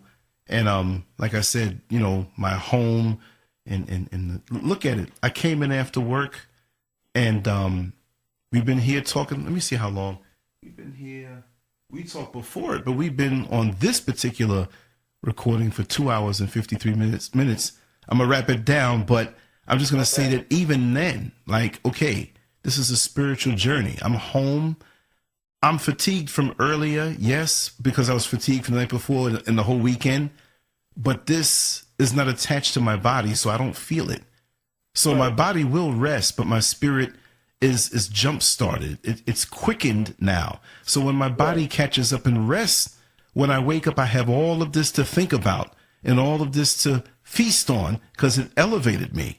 And see, that's what people don't understand. They focus on the gym so much. Look, I know all about it. I took it further than most who run past me on the road or ride the bus and go to the gym. I took it past those levels in just I know, I saw your pictures. Yeah, in just a few years. Naturally.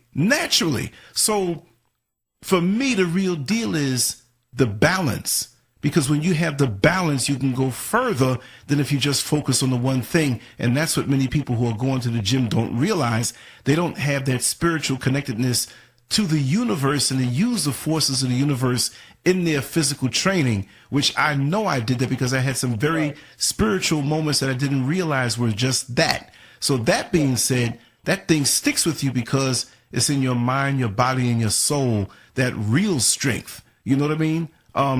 It goes beyond. I mean, I would probably injure myself if I wanted to just jump down and do something right now. Of course, you got to train up to that. But my strength in my mind and my heart and my spirit is so strong. The determination is so strong. It's a force of nature. And I'm not pushing. It's not like, oh, I got to try to keep up. I'm pushing. Sometimes I wear myself down because the thing that's inside of me is so powerful, my body can't keep up. And that's the way it's always been.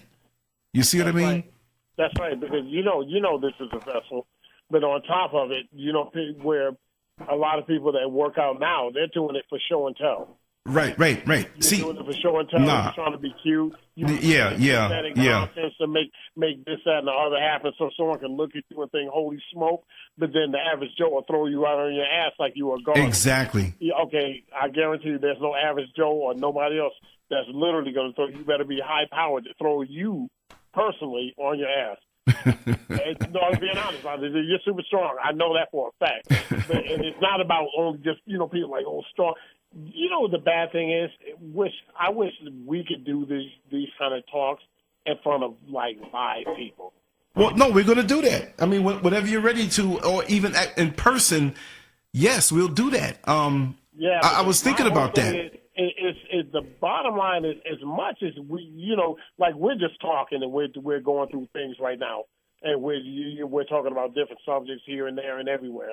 But my whole thing is, when you're in front of people and you can prove your point, and it's not like the physical, like we were just talking about, right? Those kind of things touch me more. Yes. Because when I'm right in front of you.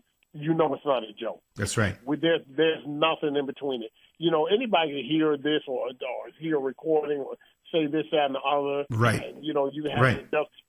Like I said, that's one thing I like about if we're live and if someone chimes in and they say, hey, this, that, and the other, this is so-and-so, and this, that, and the other, and you have your opinion, and we can match, and then I'll show you or I'll let you know.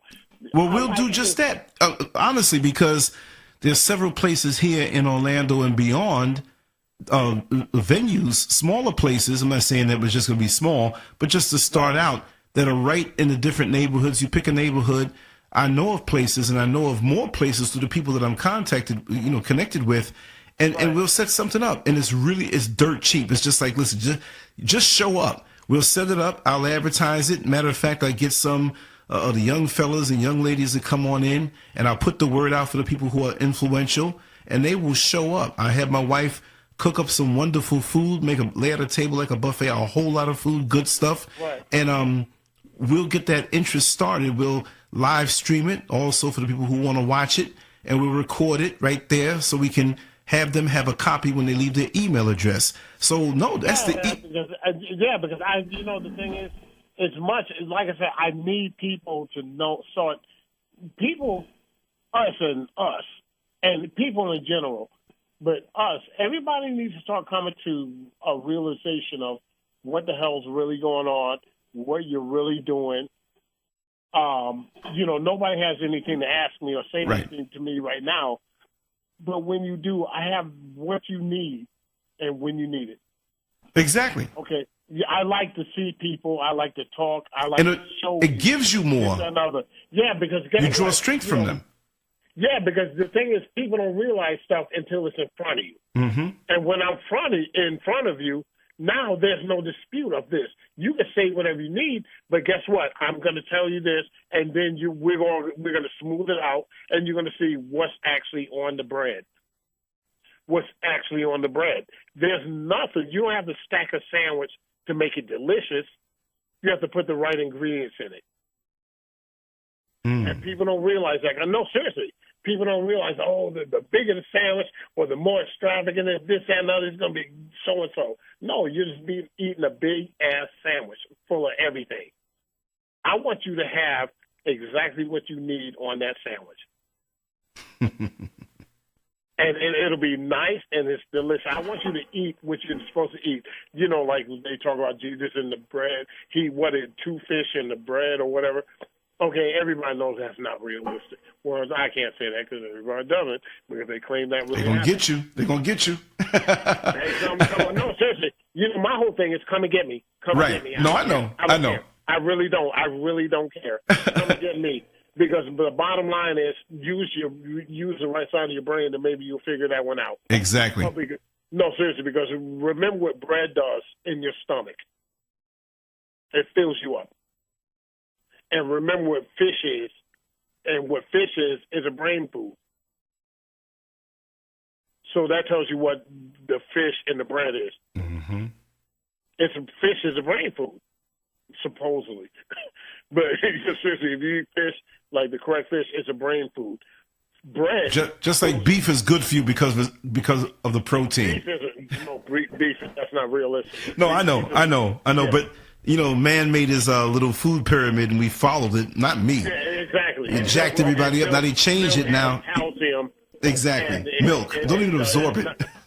Exactly. That doesn't have nothing to do with you. You shouldn't even be drinking no stupid milk. Exactly. And, of another species as an adult. Yeah, you're not supposed to stay on the breast too long after.